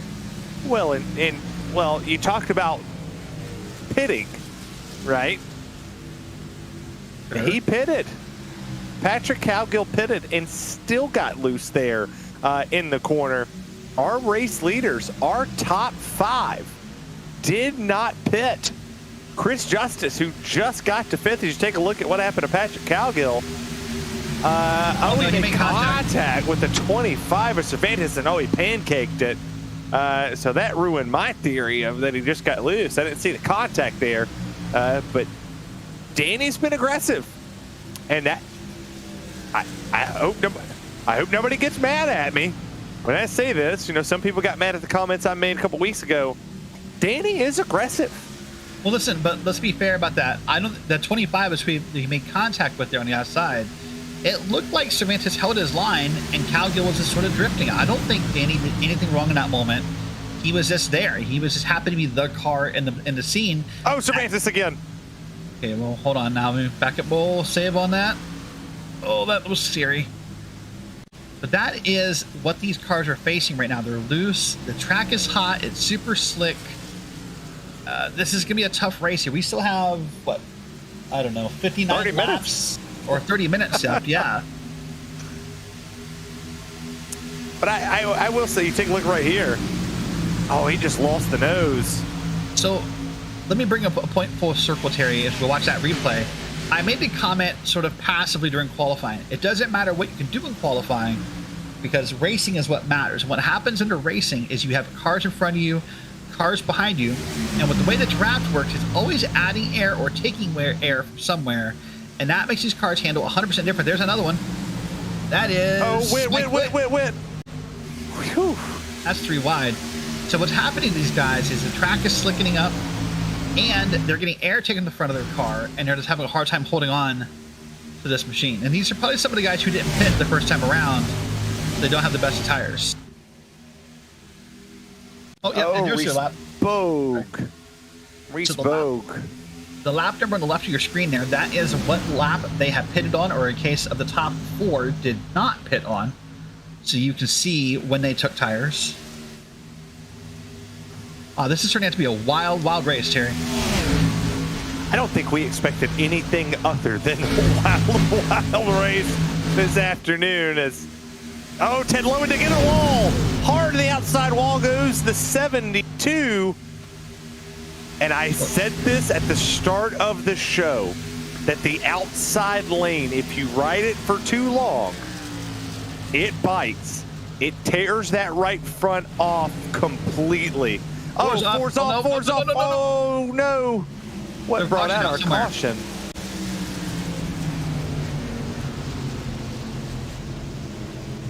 Well, that just saved the 4. That saved a lot of people. Let me start, Bob. I forgot what this caution is. Let me start with a little bit of weird praise. Ted Lowendick, great job. Yes, I don't mean hitting the wall. Let's see this replay here real quick. This is the 4 who just gets loose by himself. He ain't lifting. He's just driving it. I'm wondering if I hate speculating. I wonder if the admins got nervous about that scene and got just a little too, maybe a finger slipped. I don't want to call anyone out, but like I don't see a caution, so I'm wondering if that's what happened. But here comes Richard Reagan with everybody. The field behind. I don't know. I don't think they threw it there. I think it might have triggered, and iRacing got a little trigger happy on that one. But I think everybody should just calm down, because. Thanks, T Swift. You're welcome. I sat in the Discord with Brad and Mark. And Doug, and I just said, hey, I know I'm racing an open set, but I'm racing here. And I want to tell you, lift, if anybody's listening, it was the 25 and the 62 brought out our caution, we do believe. Hey, real quick, sorry to cut you off, but Ted Lowendick did not hit, I don't believe. He did not stop in the box. Okay. Oh yeah. Oh, you're right. You're right. I have a pit delta here for him. Just not a. Right. Yeah, I believe it was Mark Kalin in the 25 machine of Danny Cervantes that may potentially have been our caution flag here. Believe that's what yelled at us here. Yeah, so we're getting confirmation that is correct, as Ted Lowendick does come down pit lane here on this one. Here's the replay. Danny and Mark into the corner. And Mark, oh no! And goodbye, Danny. Well, let me say something real quick about that. You said there's been this mantra or this belief, as you will, that Danny has been aggressive or whatnot. That was all Mark. And that's the second or third thing. We saw that earlier with the 31, I think it was, who came up and just kind of hit Danny. And then I think it was Patrick Calgu who lost it himself. Danny Cervantes has been, clean for the most part in my book. He just happens to be wrong place, wrong time in those moments. Well, perfect person to ask is the 31 of Patrick Calgill. Patrick, you're out early. What happened? It got a little sketchy, and I thought I had a little bit more room than I did, and drifted up into Danny. And after that, I was just along for the ride. It didn't seem to want to straighten out and stay off the wall. So, well, that beat my theory. It looked like you two kind of the side draft didn't play well. I didn't play nice there, but we saw it on the replay. You kind of came up and tapped him. But what's the racing like out here? We saw these cars are just a little bit on edge constantly in this. And what are we looking to see the rest of the race? Yeah, the draft here is horrible. Like, if you're behind it or in front of anybody for that matter, you got to feather the throttle through the corners or you're going around. Well, we appreciate it. We're going to take this green flag, and green flag's back in the air. Richard Regan Jr. and the number 56 Mission 22 red, white, and blue Toyota takes the jump. Reese Bogue, his teammate, they're going to duck to the bottom. And now it's a single file line, and no shot at Danny. He was aggressive early, with the side drafts, but he just kind of got hosed back there in the last part of that. And I'm sure the caution point is going to go to Mark Kalin as Abner Acosta is going to jump to the outside. He's going to take Chris Justice with him. And what a great job again those guys did at getting teammates lined up there. Obviously, you start 1-2, and in some people's mind, by the way, maybe the worst place to start is P2 on a restart because of your field of vision. But they did a great job of getting in line and preventing Abner and Elliott from getting in line. I kind of want to do something that really hasn't been done, but I don't want to make this person mad when I do it. I want to get like an on board with Joey and just make him walk me through the pack. Yeah, maybe later, maybe not in this moment. Yeah, I think he's in a line. I don't want him when he's in a line. I want him when he's side by side, catching the draft. So we're working a lap here. We're working a lap here. Pardon me. 21 minutes left on the clock. So this race is definitely now going to the clock. I can tell you that. 2 cautions in, we're definitely going on time. So that's the one that matters, not the lap count. We're going to work about that 21-minute clock here. Really, I guess this is difference in the car, Terry. In my experience this week in the Cup Series, the outside lane has been effective as far as holding a draft, passing people. But so far here tonight in Xfinity race, the PRL guys are making the inside be the dominant lane. Yeah, the outside lane's been pretty decent, as you see. Richard Regan Jr., Abner Acosta, the two I'm sure a lot of these drivers in the field don't want to see win or contend for the race win this afternoon. And they're holding strong, leading the outside and the low lane right now. A lot of drivers just kind of riding around in the back, not wanting to be a part of any of the mayhem that could potentially come out. And that's a blessing and a curse if you want to ride a little bit further on in the back. Is if you sit back there too long, you don't have enough time to get to the front. You don't have enough time to make anything happen. Do you see these awesome shots here? Yeah, but speaking of riding in the back and coming forward, remember we called out Bradley Holly in the beginning of the race for doing just that. And he's back up to P11, P10 now, in fact, and he employed just that strategy. Well, he missed a couple of the incidents that had taken place a little early on, and I mean, you see the 184 Miracle Flow machine. Nice paint schemes there by Jeff, like always. A lot of these drivers around here are sporting a little bit different colors. And it's something that a lot of these drivers have wanted to do, is just ride around and have a different paint scheme every week. It's a good way to put it out there, but you see a lot of new faces up here in the front. Daniel Knight, Chris Justice, who hasn't necessarily been able to put a whole race together. Nicholas Hunter, who's kind of not necessarily gotten the finishing results that he is, I will say it deserved. In all honesty, I say that he's definitely deserved a bunch of better finishes. And Mike Witt having a good run in that 88 machine up there in 8th, trying to pull a little bit of Dale Jr. magic and get himself up there, run for this win. There's some decent players in the front of this field that could walk away here in 19 minutes a PRL winner. You know what's happened in this race right now, Terry, at least for the moment, new tires. I mean, these guys have calmed down a little bit. There's not as much a loose race car, although you see that Mike Witt 88 is really back and forth, having a hard time holding that car. But we're not seeing as much loose out of the corner or loose into the corner. For the moment, the race has calmed down just a little bit. Here's a good bit of drivers almost trying to make contact there.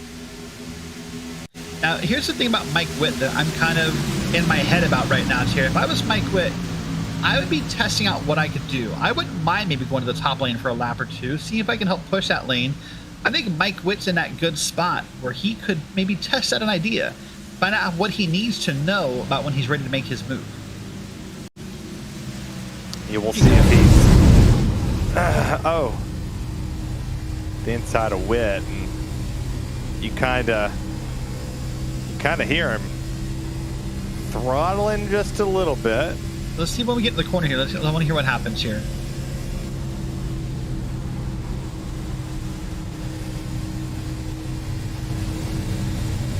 Playing with the throttle, back into it here. So definitely at first, what, half, quarter of the corner maybe, he's out of the throttle here. Thought he was.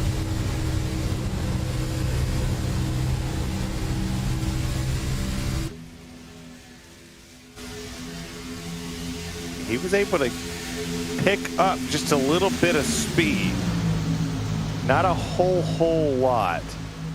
But he was able to catch it off the corner. And what I worry about is the fact that he's driving not necessarily hard right there, but he let the car go up and slide across the racetrack. That adds unnecessary heat into the tire.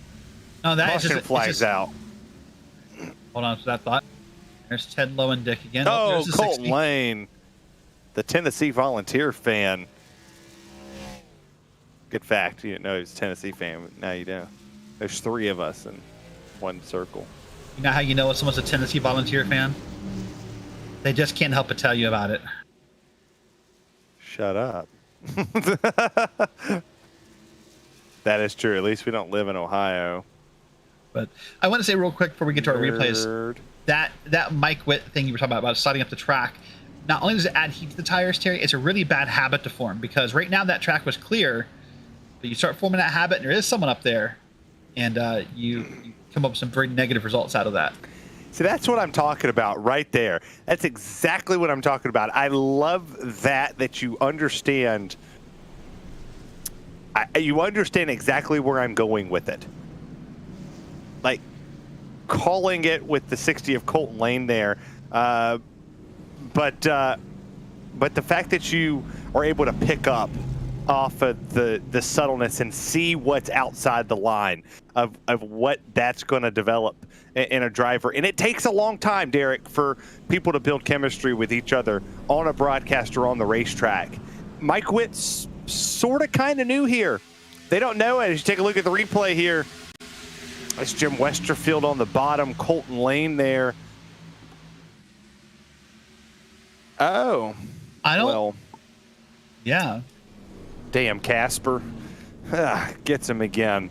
But the chemistry on the racetrack, it works the same with the broadcast booth as well, is if people don't know that Mike Witt likes to develop that habit of sweeping up the racetrack and somebody's there, and he's developed that habit, it's day over for 2, 3, 4, 5, 6 people. Yeah, that's very true. And it's just small things you do. You know, any part of life, Terry, not just racing. You know, we get better at things as we repeat them. You know, they say to make anything great, you got to do it thousands of times. But you know, habits are important. And yeah, that habit of sweeping up the track, to see what's around you. Listen, it's easy at a super speedway. Your spotter is talking, it feels like 24/7, right? Like he just never shuts up, whether it be the iRacing spotter, or if you're lucky enough to have a friend who you trust to be an actual spotter in iRacing, it's easy to zone out and miss a spotter call because there's so much coming in. You can only process so much. So that's what can happen. Well, for the first time in a while, we're going to have two different teammates on the outside and inside of row 1, Terry. We're going to have Abner Acosta and Richard Reagan out here. Now, looks like Richard would have... Hold on a second. No, I got that wrong. Because Reese Rogue is being scored second. Am I? No, hold on. Help me out here. I'm confused. Well, don't... It's not really a surprise. Yeah, I was... Okay, yeah. Sorry, the scoring got me weird for a second. But yeah, Abner's on the outside. Let's go back to where he was. Confused for me is just a real short Uber fare down the road. So let's not get ourselves... No, but listen, so all kidding aside, so different teammates, so different teams, inside, outside. This will be different. Shut up. I'm sorry. There was a blur on the screen. You said you were confused. It just doesn't get better. It didn't get better than this Wednesday. Okay. Well, let's try this again. So what I was going to say is that the benefit that Richard Reagan has, though, is he has a teammate behind him, and Abner doesn't. Yeah, he's got Chris Justice behind him. Chris Justice is looking for his first win in the PRL. Reese Bogue is not looking for his first win in the PRL, but he's looking for his first win in the Xfinity Series. Green flag is back in the air, and the shakeup is there. You saw the top 3 get away with Elliott White. That's going to allow Abner to get to the bottom, puts Chris Justice to 5th. So only lose 1 spot. I think Abner lifted to get back there, for the record. I don't think Abner was eager to go on that start. He wanted to get Elliott in front of him. I think he lifted to get back there. That wasn't like, wow, that was an interesting move. All right. Rather than let Elliott come up and behind him, he lifted to put Elliott in front of him. That was my observation there. All right, so take me in the headset of a teammate. You know, let's dig a little deeper into this one. Why would Abner want Elliott in front of him at this moment in the race? To be honest with you, I don't I know something issue you want. I don't know, because to me, we're 11 minutes in. We're 1 or 2 cautions from ending this race. Unless Abner thinks he's the better pusher of the 2. That's the only thing I can think of about why you want to put a teammate in front of you. Unless Abner thinks I'm the better pusher and Elliott's the better, I guess, pushy in this case. But with 11 minutes to go and maybe 1 or 2 cautions before we're done, I don't want anyone in front of me. I want to be out front. Well, right now, Elliott White loves to be the pushee, as you would say. But it is now. He wants to be the one getting the push as he takes the race lead down the back. But now we come to the line. He crossed the line there. He got it. That was lap led for Elliott White, but Richard Regan Jr. gets him in the corner. And listen, let's talk about that for a second with about 10 minutes left here. That being pushed or pushing, either or, is a skill. And not everyone really possesses both. Some have neither, for the record. But some really prefer to be pushed, and some prefer to push. And when you're good at one or the other, that's what you want to do all the time. I'm a better pusher than I am getting pushed. After being in the booth for a few weeks with you, I know you're the better pusher, because there's some buttons you've pressed tonight that can't be unpressed. I can tell you that. This Tennessee volunteer stuff. I'm going to have a talk about this. I just thought I would, make sure we understood that the trucks in that series specifically is the Maconey Setup Shop C Fix series. We could say it together later. Of who is the Fix Series, the premier Fix Series title sponsor is Maconey Setup Shop, because it's iRacing setups, but it's your victory. Speaking of pure victory there, Elliott White almost lost that chance because he got loose out of that corner. That's what my reaction was. We saw that car, the back end wiggle around there. I thought for sure he was going to lose that car. Well, it's Precision Racing Esports. versus Reese Bogue Motorsports. That's who controls the top 4 spots. Then you got Chris Justice and Mike Witt back there trying to get win number 1. Top 4 has a win. Ain't got to worry about them. You got, I think, second and third on the all-time wins list for the PRL right there in the top, in first and fourth. And then you got decent amount of wins. Elliott White right there. Reese Bogue's got all the wins you could potentially want in the Truck Series. He's a past champion in the Truck Series as well. The defending PRL Xfinity Series champion is down there in the lead. As you saw, the 27 of the 4 almost made contact there. 8 minutes and 45 seconds to go to see who can get it done in Atlanta. And you saw an interesting thing there where Reese went from side drafting Elliott and it went up there and gave Richard just the smallest bit of bump there, and that's going to cause him to have the gap to lead this lap here with about 8.5 minutes to go. Now here comes Abner and Elliott again around the outside. Say it with me, 2 PRL guys come on the outside, around the outside. Oh, and all the... I can't say that. Be ready. Let's just stop there before we get in trouble. Yeah, I'm not ready to get fired yet. I'm not ready to hang it up just yet. When I am ready, you'll know it. It's the push there down the tri-oval into the quad. Almost took a turn for the worse there for the Precision Racing Esports drivers. Reese had a hard time holding the bottom. Oh, so did Richard. He kind of parked it off the exit.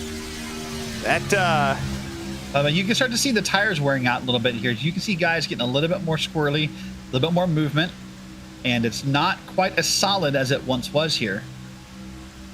Also, if Abner and Elliott are going to want to have a run here, they need Chris Justice to get up there and be part of this. You know, once you start getting older, things don't become solid anymore. It's, I'm the ripe age of 40. You're preaching to the choir in that comment. You're not. I'm only 28. I am the ripe. I'll be the ripe age of 41 on November 14th. Wow. And I know.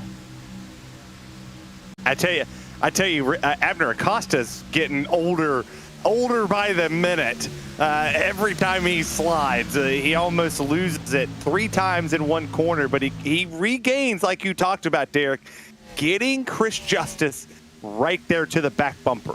You talked about getting him there, trying to put the opportunity to get that 3-car train rolling on the outside as Mike Witt has joined the fray in that 88 Hellman's machine.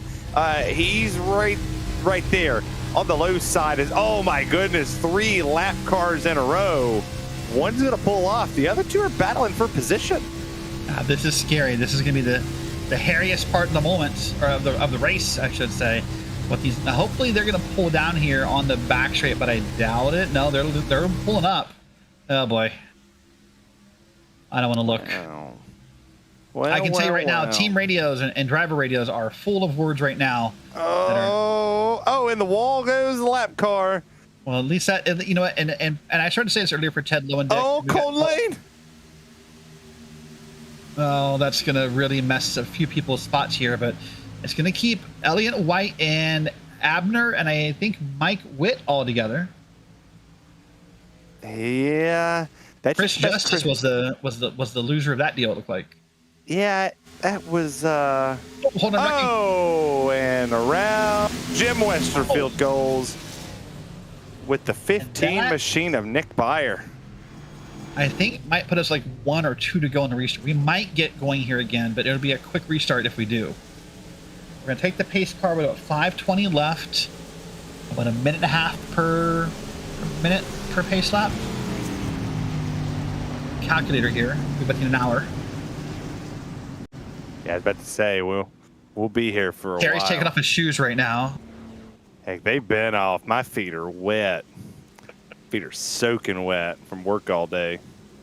Well, that was a crazy couple moments. I don't want to say what caused it. Obviously, we know we were both nervous about that lap car, and I guarantee you Richard Reagan and Bogue and White and Abner and Mike were also nervous about those lap cars. But I don't want to put the blame until we see the replay of what caused it.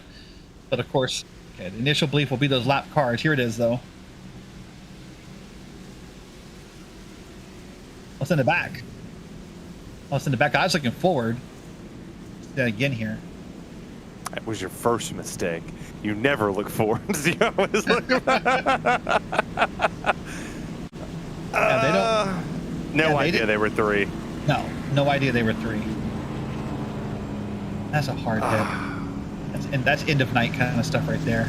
And it sucks for Westerfield and Bayer, who were just minding their business, right? Just doing whatever they do, not necessarily getting too wild with anything. And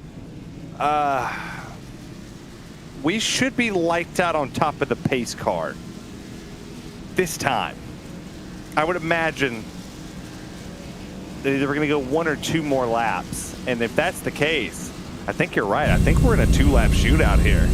I still see lights on here, so we're going to go one more time around. I want to give the praise real quick. I tried to do twice now. For Ted, Low, and Dick, and that lap car, I didn't catch the number on it, I apologize. The ability to hold your car against a wall at a super speedway is harder than you think. It is easy to want to pull that car down and get off the wall because you're scrubbing speed, you're bouncing around, it's uncomfortable. But the ability to do that and not cause a wreck or a bigger wreck is a skill. It is a great job by both those guys. Well, there you go. I just give an award for hitting a wall. That feels weird, doesn't it? I like it. Let's get weird again. I have 3 in-race reporters, and only 2 of them I enjoy talking to. Nick McLaughlin. Howdy. Sitting 6th in the 66. You can't finish there. Why not? Is that a bad? Pretty Too bad many sixes? Yeah, but that's my number. My favorite number is number 6. The 6 can't finish, or the 66 cannot finish 6, Nick. It's in the Geneva Convention. I suppose I'll try to get top 5 then. At least 5th or 7th. Just all right. Don't finish 6th. I don't want to say in 6th place at 66 for, that. Honestly, boys, just being in the top 6, I am so stressed out. So listen, Nick, I know other people are listening, but I'm going to ask you the question. How soon are you going 3 wide? Oh, boy, I don't... If these guys start pushing 3 wide, I'll get in on it. But you're not starting it. I ain't starting it. No, you're boring. I won't be that guy. All right, you're boring. I'm the rookie oval. I'm not gonna start the shenanigans. You should start the shenanigans. That's what you're a rookie oval, so we expect of you. Well, all right. Lights are out. Good luck. All right, cheers, boys. All right, so this is probably the most important start, Terry, they're going to have all night. This is the last restart. Well, and probably you brought up a point. Again. Go ahead. You brought up a point that it was teammates starting one behind the other on the last one. Now it's teammates starting side by side, front row, second row. So yeah, this is the last one we're going to get. But this is it. Caution comes out, this is over. If you're anybody else, you cannot let the 4 in. Oh! They had to let the 4 in. Why just leave Abner? I don't think he had a choice. Oh, no, he got him in there. Okay. The question is, how quick... There it is. I started, how quick does PRL go to the outside? And we just found out the answer. Right there. That's the moment. Well, now you got Nick Mike behind him in the 66. But they got Mike Witt and others on the inside. Oh, drifting up. 2 laps to go at the line. Do we see him wreck again? I think that's what's going to be the biggest tale is side by side for the lead. Well, Nick needs to get up here and push Abner. That's what Abner's hoping for, at least. Now, Abner with a big run up here to Elliott White. Holly's coming to the fray. The 17's in the wall of Daniel Knight. White flags in the air. This race is official. Wreckers or checkers as Reese Bogue leaves his teammate. Oh, there's contact made there. Oh, back across the track, Mike Witt. He collects them all. They got to race it out. It's Reese Bogue, Richard Meeker Jr., Elliott White, top 3. Bogue left his teammate. Here. I think going to have to be aggressive push to Reagan there. He's going to have to be aggressive. He's going to get it done. Off of turns 3 and 4. Drag racing line. Oh, contact's made. Reese Bogue gets it. Wow. What? What? Because it looked like Bogue was going to push Elliott, I thought, for a second, and then everything just... Wow. Reese Bogue, welcome to the Xfinity Series winners. Wow, because it looked like out of 4, like Bogue was going to push Elliott. And I was about to say it, and then it just... Wow. What in the hell just happened? I don't... Listen, we've worked together for a while, and I'm not short of words, but I'm kind of... Wow. Burn it down. Wow. What a finish. Wow, I'm excited for the replay. Yeah, I think that's... Catching it live's cool, but now I want to see it again. Here we go. This Start is... finish line. Yep, this is the white flag lap. Mike Witt, bonehead move. Yes and no. I mean, yeah, okay. He could have lifted. They could have lifted. It's white flag, though. No one in the right mind's going to Yeah, but you're coming across track to wreck everybody here at that moment. Fair. Like, here's the move. This is 3 and 4. This is Elliott White in the pink car, of course. This is Reese Bogue behind him in the 4. Now watch, they're going to line up here. And Bogue goes high. Richard goes to block. Richard. What is the margin here? Hold on. Oh, it's 8/100ths of a second? Hundredths. Good job. Yeah, 8/100ths, almost a thousandth. 87 thousandths, technically, of a second. You can just call it 8/100ths. That was, holy mess. I'm kind of convinced in this, and you can call me wrong. I think Bogue was going to push Elliott, and then when he saw the contact starting, he just kind of dipped out and said, I don't want to be part of that wreck. I think Bogue was going to, I don't know. Yeah, let's see if we can get a cockpit replay. Yeah. I might be wrong. That happens, but I don't know. Well, we're here with Bogue, and this is 3 and 4. So he sees Elliott gets around. Elliott jumps to the outside here. Reese goes to block. He doesn't dip until the contact starts. I'm just saying. He doesn't. I tell you who we can ask. I mean, there's a great person to get the question from, and Reese Bogue, welcome to victory lane in your first Xfinity win in the PRL. How does this feel? Oh man, it's awesome. I mean, I wasn't planning on running a full year, and I'm still not going. So just showed up last week, and I did okay. And I'm like, well, I got a pretty good shot next week too at Atlanta, so I'm going to run it. And yeah, it turned out pretty good. Sucks what happened in the end there for Rich and Elliott, but I mean, not bad, Yeah, kind of does stink there. And the good part about it here for you, Reese, is, well, you're a winner. But I do have to ask you, were you gonna push Elliott around your teammate, or was you kind of hoping they wrecked each other? So honestly, it was coming out of the back. I actually almost destroyed my car in turn 1, and after I saw him wrecking in the mirror, so I was just trying to dig, and I was actually trying to get behind Elliott, so that way if him and Rich were side by side, I could either help Rich, or I could go to the bottom and make it 3 wide for the lead, or put a bid in at least. I wasn't really. It was just kind of every man for himself, I mean, we've been in these, or I've been in this situation a couple times, and Rich has as well, and it's kind of, yeah, you want to do good for the team, and that's what our plan was. But I mean, coming to the end there, coming at the line, it was going to be a good bid for all 3 of us. That's what I was hoping, but unfortunately, they wrecked out before we got to that point. Well, I'm kind of upset at you because I didn't want you to make Derek. I didn't want you to make my broadcast partner right, but you made him right. Thank all those people you want to thank for your first ever Xfinity Series win of the PRL. I just wanted to thank RBM, Regan Bug Motorsports, Premier Racing Setups, everybody else that helps that, and yeah, we'll see if we can go get a couple more wins. I like super speedways and road courses, so we'll see. We got a couple more of those in the schedule, so we'll see how that goes. And yeah, good job everybody. Good job Rich on, I believe, the P2, and yeah, hopefully we'll be back soon. That's your race winner there, Reese Bogue. And we did this kind of out of order. We interviewed before we read our race results. And here they are after 75 laps around the Atlanta Motor Speedway. Reese Bogue takes the win for Regan Bogue Motorsports.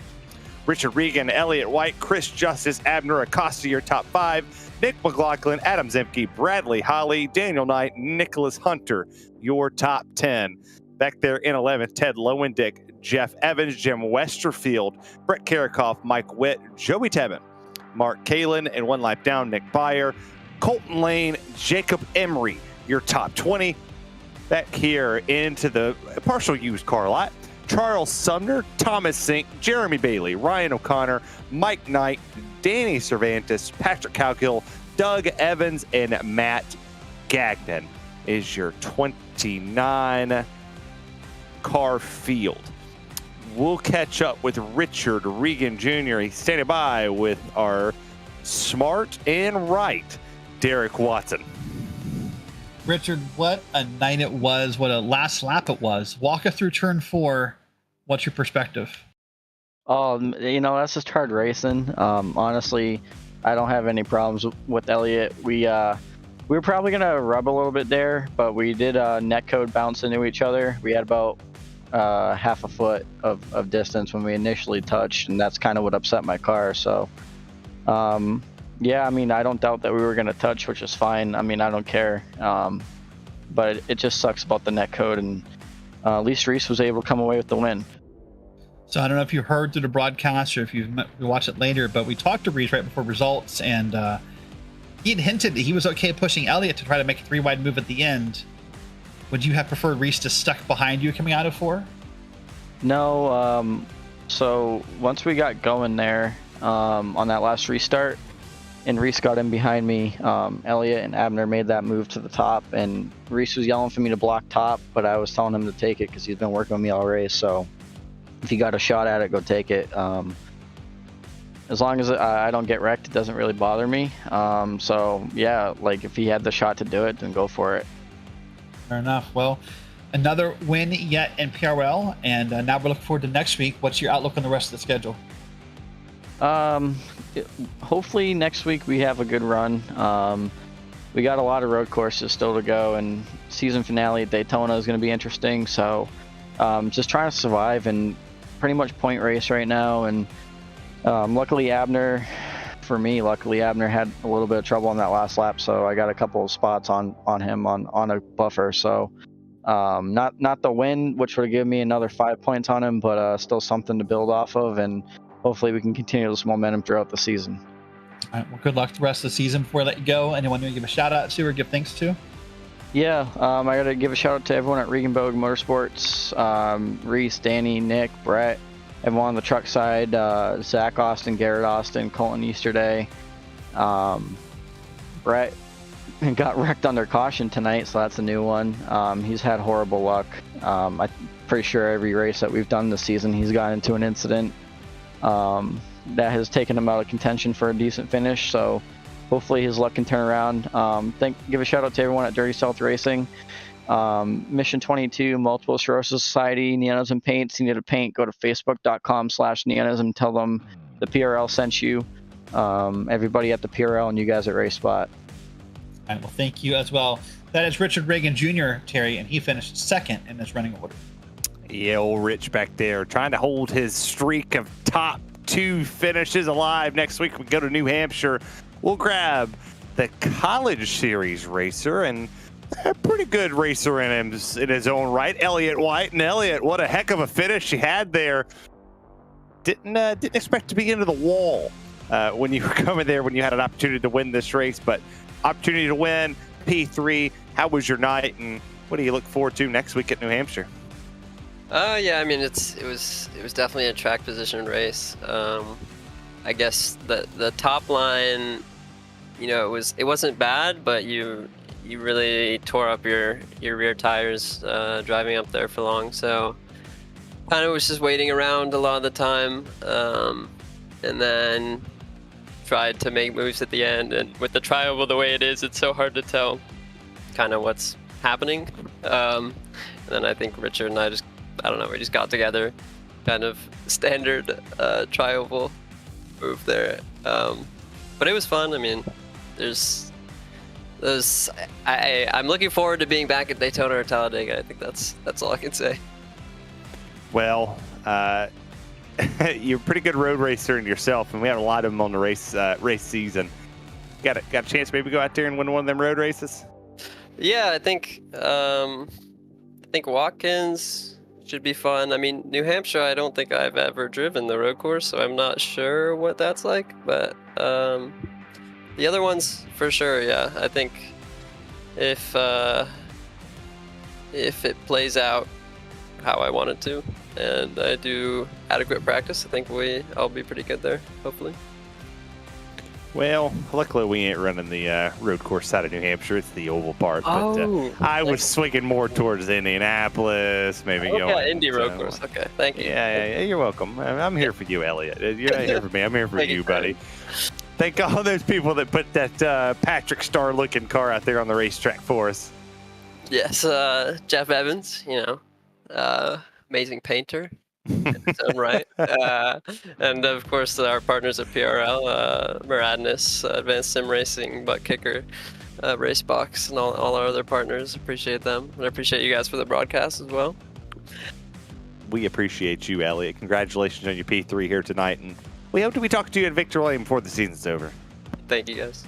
Thank you. That's Elliot White, P3 today, #1 in all of your hearts from here on out. And Derek, let's get the final thoughts here before we wrap this up and head to New Hampshire next week. The Magic Mile is awaiting us, but what a wild and crazy night. From the trucks to Xfinity, the action never stopped. It never stopped. Two very different racetracks. Both tracks featured a theme of throttle control and saving tires, but wow, that's one of my favorite finishes so far. It was such a great night, and I tell you what, for all you people that are watching here on RaceSpotTV, you can watch this on demand anytime, any place on YouTube.com/RaceSpotTV. You can catch us next week. We will be live from the Magic Mile starting at 8:30 Eastern Standard Time for the Truck Series, and then we head on over to New Hampshire Motor Speedway once again for the NASCAR Xfinity Series around 9:30 Eastern. So an hour difference, same time, same place, same people. You can catch myself and Dylan Coyle Sunday, and you can catch the action all week long, Sunday through Thursday, right here on RaceSpotTV for all your PRL action. But for tonight, that is it. My name is Terry Radford, Derek Watson, Dustin Olis was here with us as our producer, pushing all the buttons behind the scene. We'll see you July 12th, 2023 at 8:30 p.m. Eastern Standard Time. Good night.